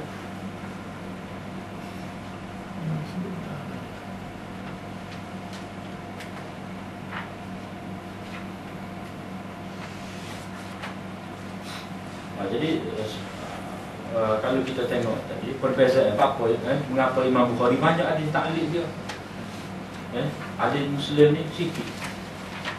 Jadi kita kena ingat kaedah tujuan setiap pengarang menulis kitab. Di antara tujuan Imam Bukhari menulis kitab dia selain daripada untuk menyebut hadis-hadis yang sahih, Imam Bukhari nak menyebut hukum, istinbat hukum. Jadi dia kata-kata dia nak ringkas, dia nak berhujah tu makna untuk menyatakan pendapat dia tu kuat, terus dia letak hadis Nabi dalam Tarjumatul Bab. Kita sebut tadi Tarjumatul Bab tu kira sebagai dakwah dia. Mana dakwah dia mesti mempunyai sokongan. Jadi dia ambil dalil tu sebagai dakwah selalu. Terus sebagai dakwah untuk menguatkanlah. Mana dia tidak ambil pendapat dia lah. Jadi sebab itulah banyak terdapat hadis-hadis mu'allaq di dalam Tarjumatul Bab. Tetapi Imam Muslim itu juga dia untuk memperbanyakkan sanad. Ada kita baca hadis kan ni kan, apa sanad dia tu 3-4 baris. Dia main ada sana dia kata hak lagi siapa 7 ada hak. Tahwil sanad tu banyak. Itu satu tarik. Mai tarik lain. Mata tak ada juga. Bimislihi, dia kata bimislihi, sama dengan sebelum tadi. Lepas tu dia buat mai pula binahwihi pula lebih kurang sama. Jadi oleh kerana tujuan Imam Muslim ni nak mari sanad yang lengkap untuk menguatkan satu hadis tu, maknanya hadis ni sahih. Dia sahih tu tidak setakat satu jalur, satu tarik saja, tapi banyak tarik. Jadi bila nak menyatakan banyak tarik, kuat tarik. Jadi mestilah menyebut dengan sanad yang lengkap. Mestilah menyebut dengan sanad yang lengkap. Jadi kalau disebut dengan secara taklid, tak ada lah maksud tersebut. Cuma ada satu dua. Jadi kadang-kadang sendi juga ulama ni. Macam dalam Sahih Muslim ada juga hadis yang maklum, hadis yang ada masalah. Ada. Tidak banyak lah. Tidak menjadi asal maksud dia untuk menyebut, tapi dia sebut juga. Itu beza di antara mu'allaq dalam Bukhari dan Muslim. Kemudian hadis mudallas. Start dalam payah sikit.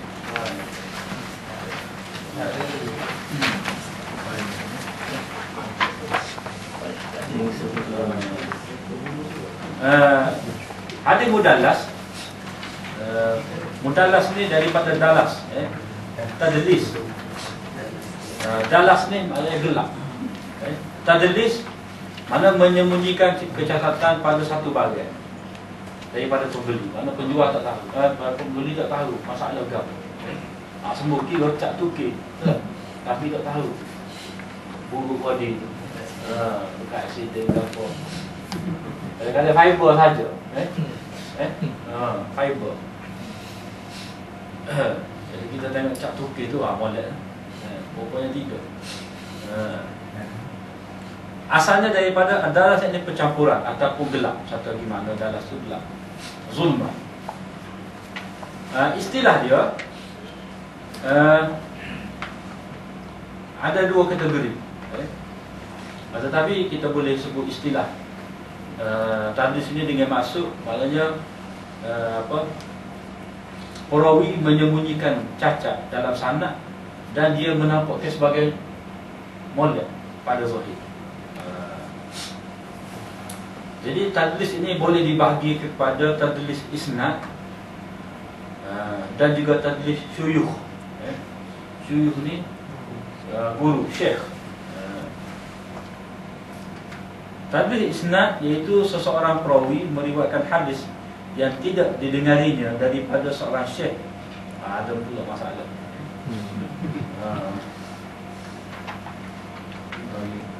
Seseorang perawi meriwayatkan hadis yang didengarinya, yang tidak didengarinya daripada syekh yang dia pernah mendengar daripadanya, tetapi dengan cara mewahamkan, menampakkan bahawa dia mendengar langsung hadis itu daripada syekh tersebut. Balik sikit tu. Dia gini,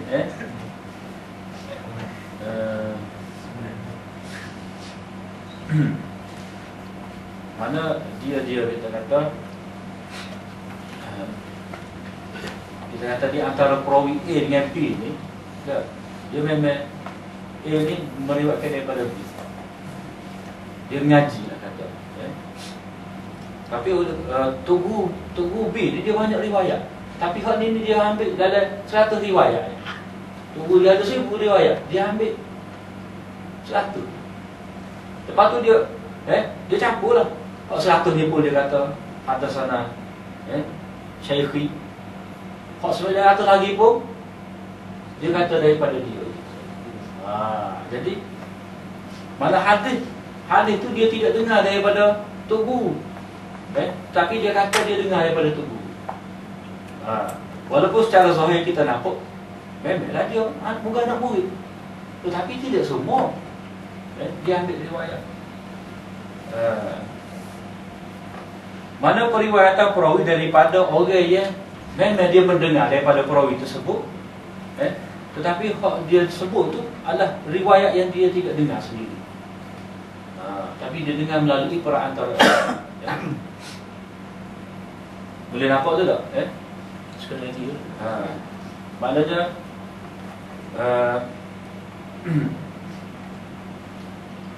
mana contoh itu sikit? Tak baca sekali lagi. Tarikh. Tarifan. Seseorang perawi meriwayatkan hadis yang tidak didengarinya daripada syekh yang sememangnya dia mendengar daripadanya, tetapi dengan cara memahamkan bahawa dia mendengar langsung hadis itu daripada syekh itu.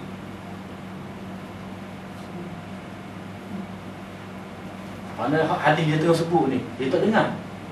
Tapi hadis-hadis lain dia dengar. Jadi hadis dia tidak dengar daripada tok guru dia ni, dia sebut ni. Dia riwayat dengan menyebut an syaikhi. Jadi an syaikhi itu, an tu seperti mana yang kita kata tadi, boleh jadi dia dengar langsung ataupun tidak langsung. Mana ada perawi yang dia sembunyikan. Dia susu. Susu pucuk. Tak tahu siapa dia sebenarnya. Pucuk hadis.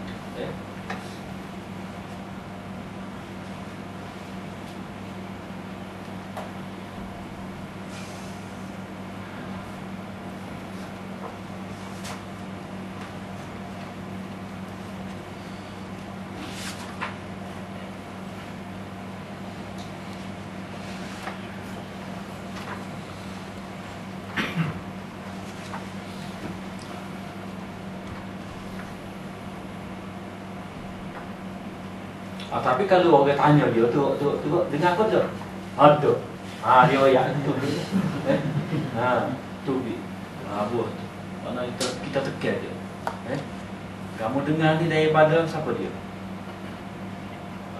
Dengar sendiri ke tak? Mana hak apa syekh seorang lagi dengar periwayatan tersebut, dia rasa tak apa sedar, mesti ada.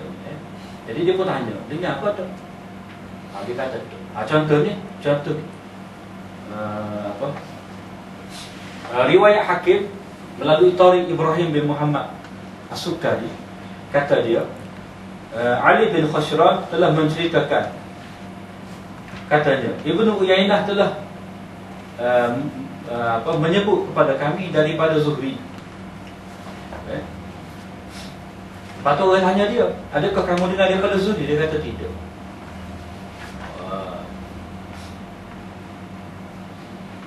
Contoh kita itu sikit.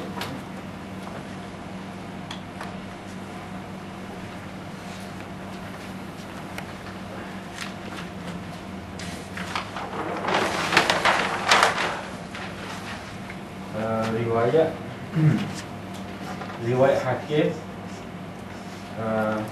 Tariq dia daripada Ibrahim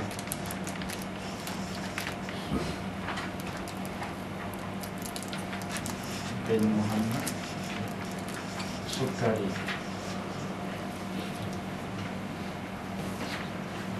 Ali Khashran,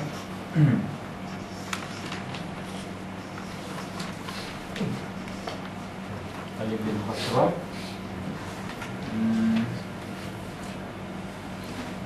daripada Ibnu Uyainah,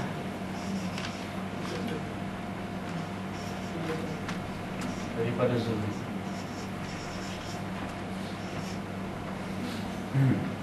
Jadi ini dia kata an Zuhri. Semua hadis Ibrahim ni adalah apa? Haddatsana. Mana dengar model lah.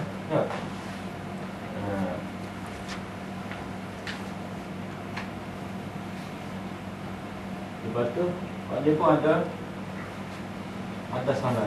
Qala lana, qala lana. Dia kata kepada kita. Ibnu Uyainah kata pada kita. Jadi hak ni sebut dengan jelas. Ada sebut dengan jelas hak ni mewahamkan. Mana menampakkan, mengelirukan bahawa dia dengar sendiri daripada Zuhri, Ibnu Uyainah. Jadi Ibnu Uyainah ni ada tanya dia, kamu dengar sendiri daripada Zuhri? Dia kata tidak. Lepas tu dia kata an Zuhri, adakah dia berdusta? Tidak. Sebab an ni satu lafaz yang ada dua kemungkinan, sama ada dengar langsung ataupun tidak. Tetapi kalau haddatsana qala tak boleh.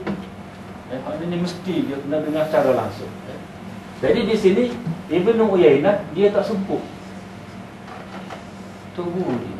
Guru dia angkat kepada Zuhri. Ibnu Uyainah ni memang anak murid Zuhri. Cuma hadis ni dia tidak ambil secara langsung daripada Zuhri. Tidak ambil secara langsung daripada Zuhri. Memang dia anak murid Ibnu Uyainah. Tapi dalam hadis ni, dalam konteks hadis ni tidak. Tidak.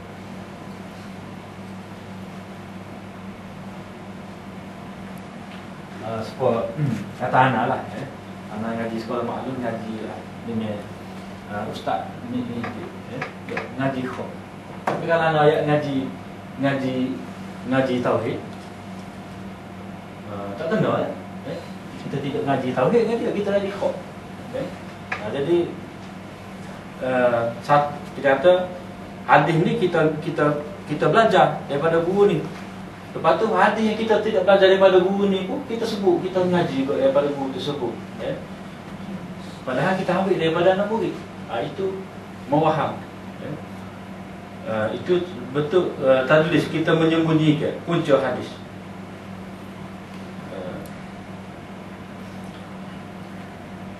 Lepas tu hukum perawi yang terkena dengan tadlis ini, ada beberapa pendapat. Riwayat itu ditolak sama sekali. Sama ada dia menjelaskan bahawa dia pernah mendengar atau tidak. Ini pendapat sebagai ulama Maliki.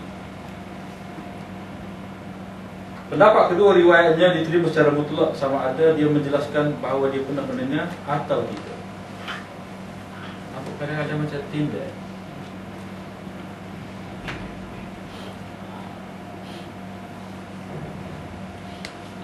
Supo lah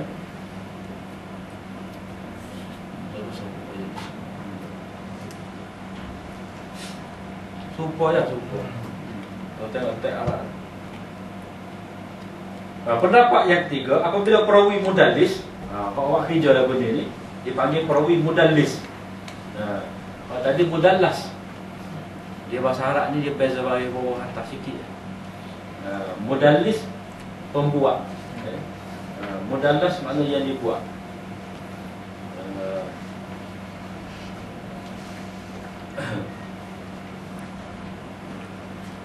Macam munawar, okey? Munawar. Mana yang kalau kita pun nama anak munawar, mana yang disinari cahaya. Kalau munawwi memberi cahaya pula, yang lain dah. Tapi kalau kata mukhtar, dia boleh kedua. Mana pemilih pun boleh, mukhtar yang dipilih pun boleh juga. Sebab ada alif tu. Waktu pernah ngaji nahwu kan. Ngaji nahwu rasa ada nahwu ni. Apabila perawi mudallis hanya melakukan tadlis daripada perawi siqah sahaja, maka riwayatnya diterima. Kalau dia hanya melakukan tadlis ni, dia tak sebut guru, siqah tak apa. Jika tidak, mana dia campur juga. Sama ada siqah tak siqah. Kalau siqah pun dia sembunyi, yang tidak siqah dia sembunyikan juga, maka riwayatnya itu tertolak. Inilah pendapat Bazzar, Al-Azdi, Sarafi, Ibn Hibban dan Ibn Abdul Bar. Pendapat yang keempat, jika jarang berlaku tadlis kepadanya, riwayatnya diterima. Mana kalau dia ni sikit lah tadlis, boleh diterima. Ini pendapat Ali Ibn Al-Madini, Tubuh Imam Bukhari. Pendapat yang kelima, diterima riwayatnya jika dia menyebut siqah yang dia tidak sebut tu. Mana orang tanya dia sebut. Dan menyebutkan dengan jelas bahawa dia mendengar riwayat ini daripada perawi yang dilakukan tadlis. Inilah pendapat majoriti ulama. Mana dia gini, perawi ini perawi mudallis. Dalam sanad ni dia riwayat secara dipanggil an-ana. An-ana ni an.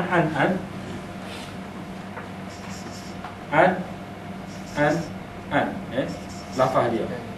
Dia tak sebut hadasana. Dia seorang mudallis. Mana dia riwayat secara an-ana. An-ana ni boleh jadi dengan rasa ataupun tidak. Dia perawi mudallis. Perawi mudallis ni, kalau dia riwayat secara an-anah lagu ni, kita kena tengok. Adakah dalam tarik yang lain, melalui lain, dia sebut dengan jelas atau tidak. Jadi kata di sini disebut an-an, tetapi kita tengok dalam sanad yang lain ada tasrih bis sama ataupun tahdits. Pada disebut haddatsana. Sami itu maka selesailah masalah ni.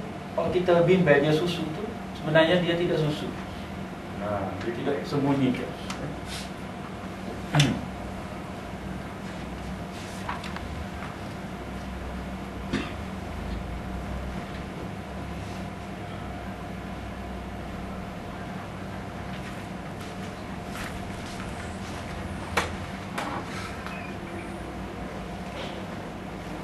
Jadi pendapat yang kelima ni pendapat majoriti ulama ialah yang sahih. Cuma dalam senarai perawi-perawi tadlis ni kita boleh tengoklah dia apa banyak ataupun tidak. Macam yang kita kata Yahya bin Sa'id Al-Ansari dan Hisham bin Urwah ni mana sikit benar dia riwayat. Mana secara tadlis, mana tidak menjejaskan lah. Mana bukan daripada sifat dia tadlis itu.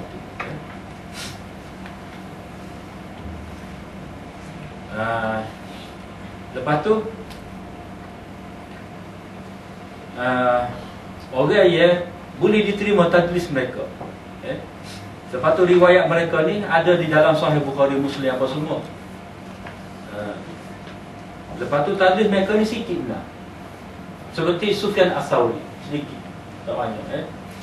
Ataupun kalau dia melakukan tadlis, orang guru yang tidak disebutkan oleh dia tu, kalau kita perhati, guru siqah. Macam ni lah Ibnu Uyainah ni, Sufyan Ibnu Uyainah ni seorang perawi mudallis, tetapi mudallis dia apa?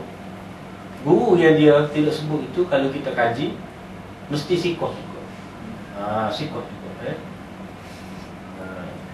Mana orang yang imam besar ni dia tidak kita kata bukan tradisi dia ataupun sifat dia melakukan tadlis.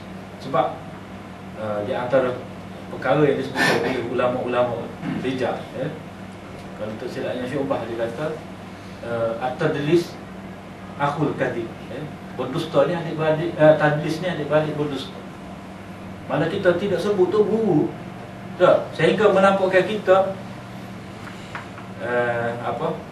mengambil daripada orang lebih atas lagi.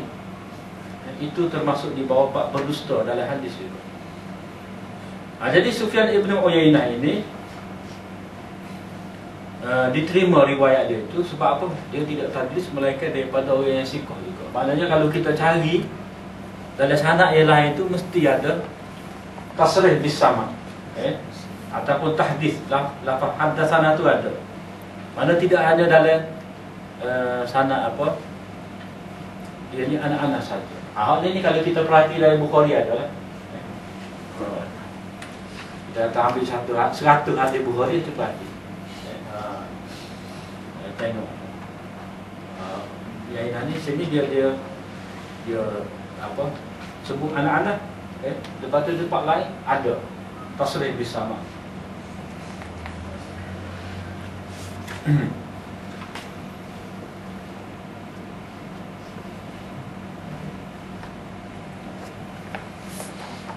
Lepas tu ada ulama yang tidak boleh dipakai sama sekali riwayat mereka tu. Seperti Baqiyah Ibnul Walid. Baqiyah Ibnul Walid.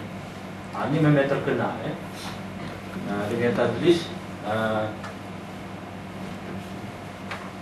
Lepas ni ada contoh dia dalam tadlis taswiyah.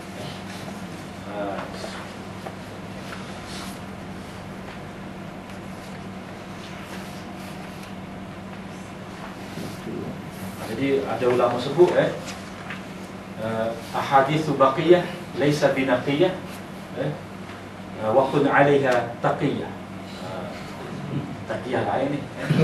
Dia kata hadis-hadis baqiyah ni ada hadis-hadis yang tidak bersih. Ahaditsu baqiyah laisa binaqiyah, tidak bersih. Fakun 'alaiha taqiyah, hendaklah kamu berwaspada, beringat. berhati-hati.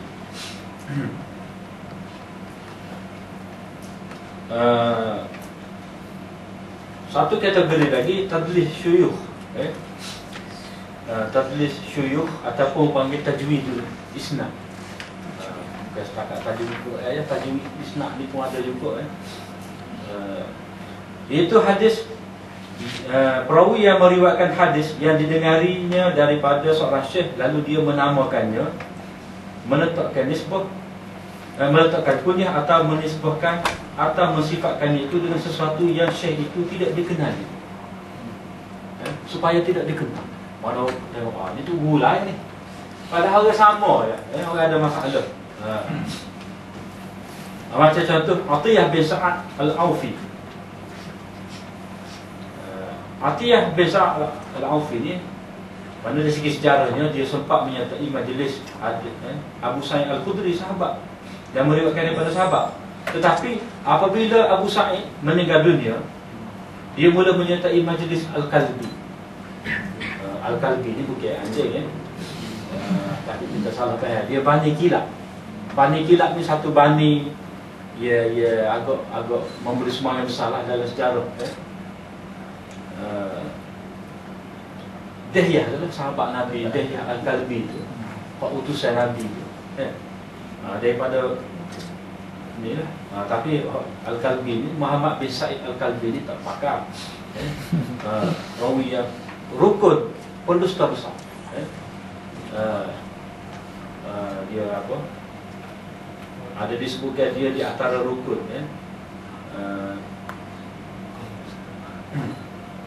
Mana tiga lah tiga. Macam Al-Waqidi, Hisham Al-Kalbi, Muhammad bin Sa'id Al-Kalbi, lepas tu Abu Mikhnaf. Abu Mikhnaf. Jadi Atiyah ni dia menyertai majlis Al-Kalbi ni. Padahal Al-Kalbi ni dituduh sebagai pendusta. Ketika dia meriwayatkan daripada Al-Kalbi, Atiyah menyebut Abu Sa'id juga. Memanglah orang panggil Abu Sa'id Muhammad bin Sa'id Al-Kalbi.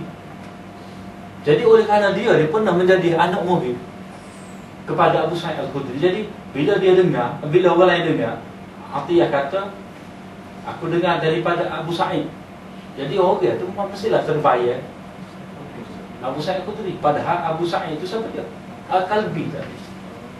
Dia menukar. Dia menyebutkan kunyah lain.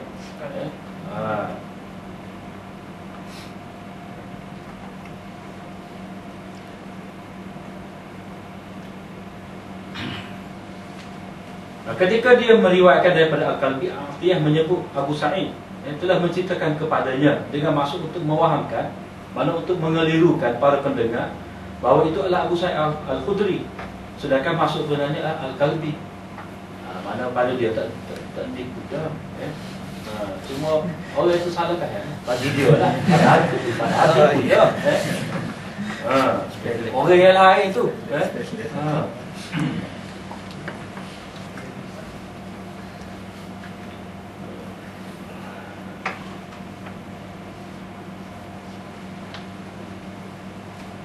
Itu tadlis asyuyukh. Satu lagi tadlis taswiyah.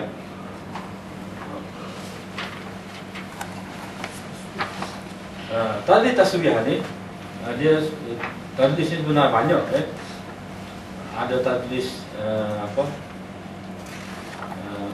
tapi kita tak sebut lah sini. Kita sebut tadlis taswiyah. Istilah dia taswiyah ni makna menyamarata, meratakan, menyamakan. Tarifnya ialah periwayatan seorang perawi daripada syekhnya, kemudian menggugurkan seorang perawi dhaif di antara dua perawi thiqah yang masing-masing pula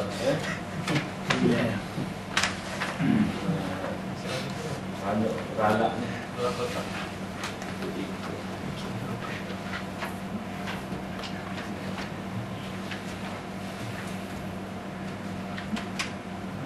Mana ni? Kita cari dulu.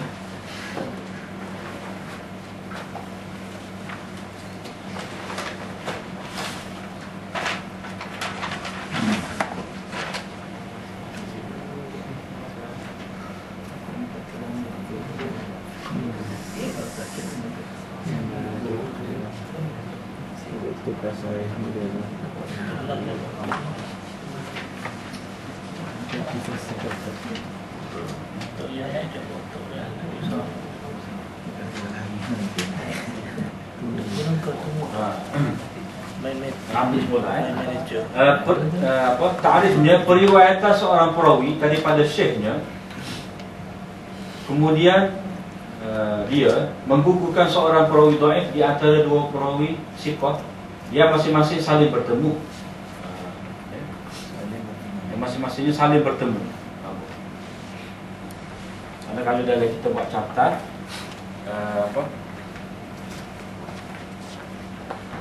ini siqah, ini dhaif.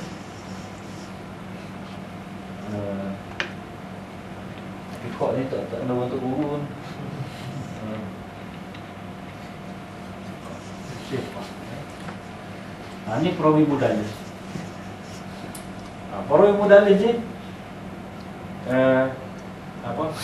ini perawi orang lain lah, orang lain. Dia mudallis ni dia mari dia sebut siqah ni tu naik sini. Dia tak sebut. Dia tidak sebut. Itu panggil tadlis tasbih.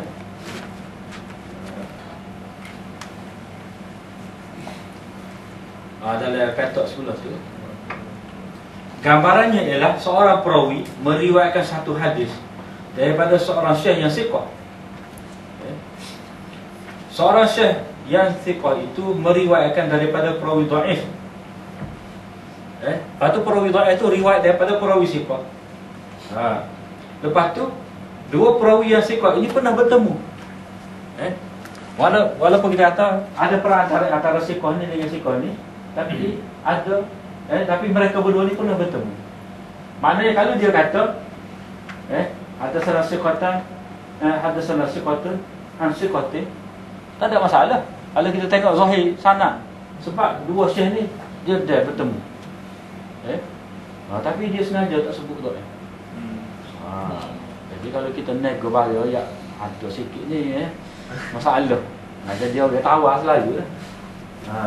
Jadi macam hadis juga, hadis dia tu kalau dia sebut ada perawi dhaif, jadi tak berapa laku mana. Tak laris.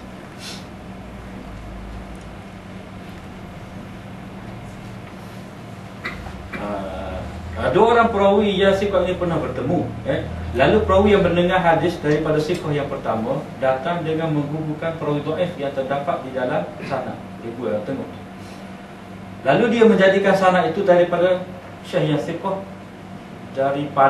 daripada syekh siqah yang kedua dengan lafaz yang tidak jelas. Mana dia kata an, mana mudallis itu kata hadatsana siqatun an siqatin. Jadi dia sebut an tu mewahamkan kita. Mana boleh jadi dia dengan rasa ataupun tidak. Tapi kalau dia kata hadatsana, mudallis hadatsana, qala mudallis hadatsana siqatun, qala hadatsana siqatun, tu berdusta lah.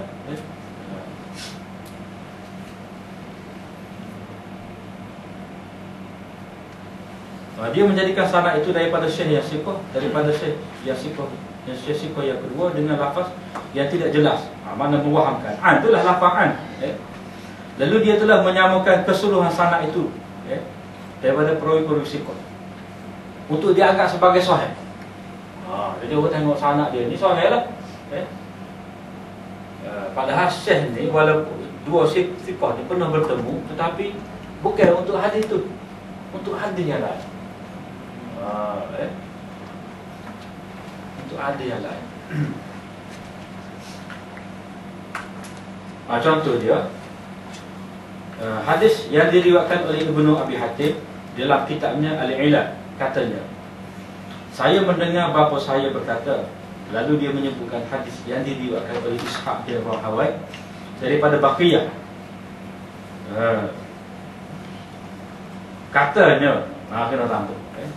Katanya Abdul Wahab, Abu Wahab Al-Asadi telah menceritakan kepada saya daripada Nafi' daripada Ibnu Umar. Hadis mana?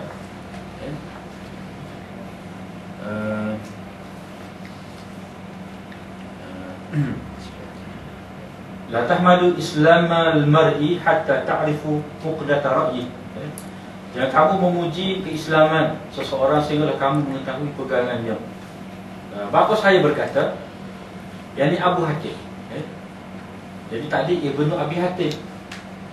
Kalau Ibnu Abi Hatim kata bapa saya, maknanya dia sebut itu ayah dia lah, Abu Hatim. Jadi dua beranak ni mahir dalam ilmu rijal. Hadis ini, bapa saya berkata, hadis ini mempunyai satu penyakit.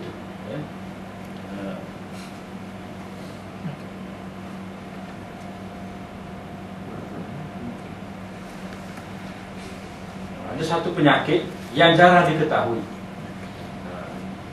Hadis ini diriwayatkan daripada Ubaidillah bin Amr, thiqah, daripada Ishaq bin Abu Farwah, dhaif, daripada Nafi'. Nafi' tu kita tak kecek lah Nafi' ni. Nafi' ni anak murid utama Ibnu Umar.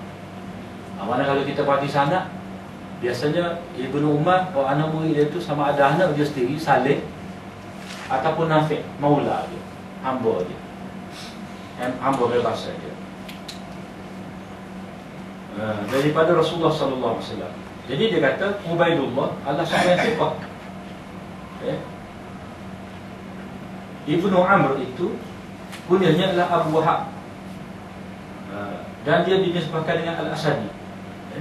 Baqiyah telah menyebutkan Ubaidullah dengan kunyahnya dan menisbahkan kepada Bani Asad supaya kedudukannya, yakni kedudukan Abu Wahab itu tidak diketahui, sehingga orang lain tidak menyedari bahawa dia menggugurkan Ishaq bin Abi Farwah. Jadi sebenarnya orang itu ni orang yang sama.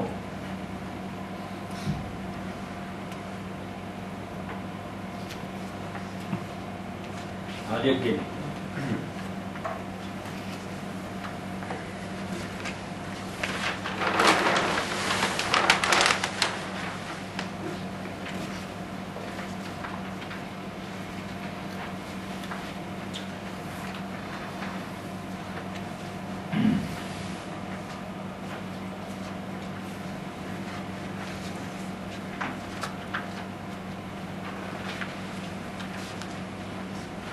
Ishaq bin Rahawai ambil daripada Baqiyah. Baqiyah ni ambil daripada Abu Wahab Al-Asad.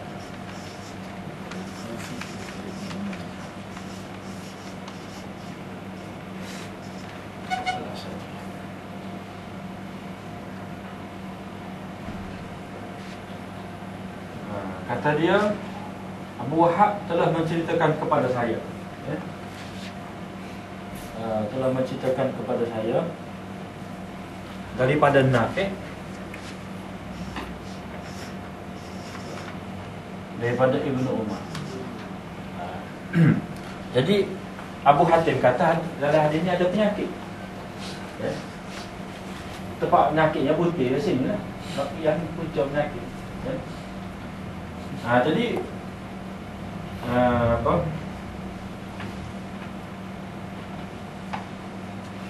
hadis ni sebenarnya kata Abu Hatim diriwayatkan oleh diriwayatkan oleh Ubaidullah.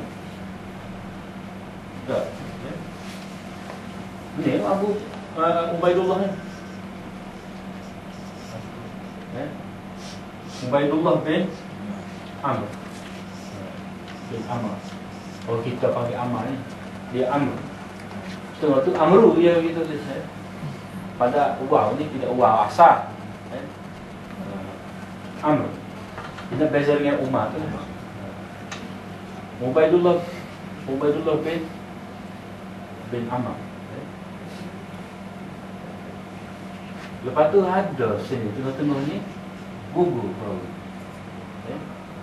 Jadi Ubaidullah ni sikap. Jadi Baqiyah dia tak sebut tubuh pada Ubaidullah bin Amr. Dia gugur. Pertama sekali dia buat.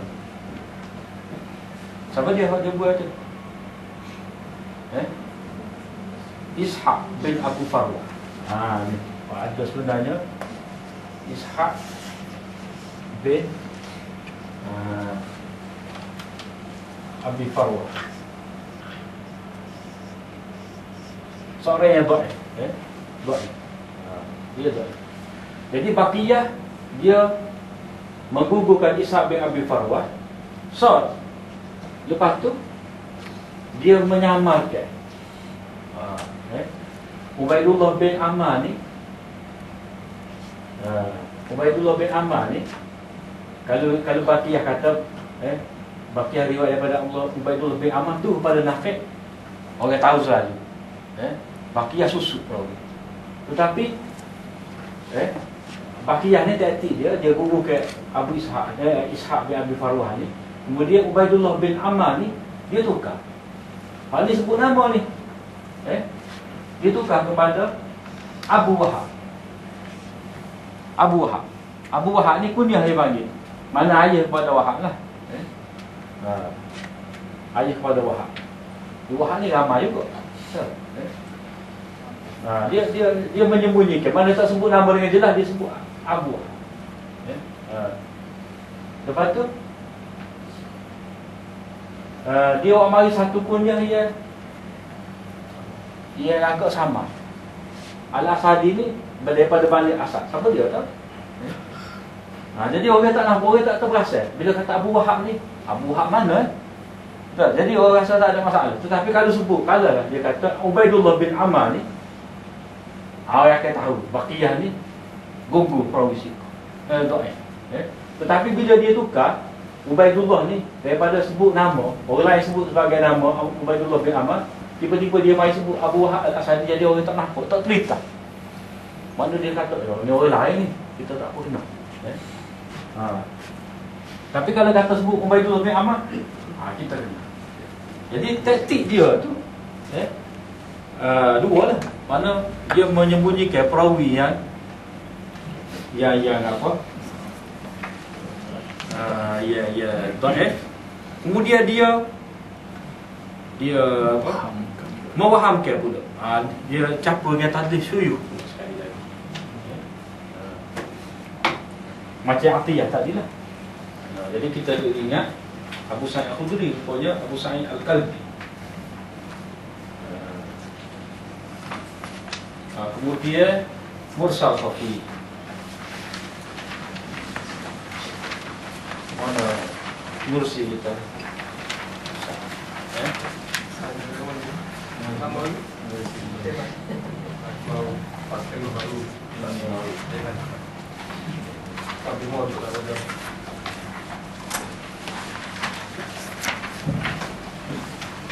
Mursal Khafi ini masih bab gugur secara tersembunyi.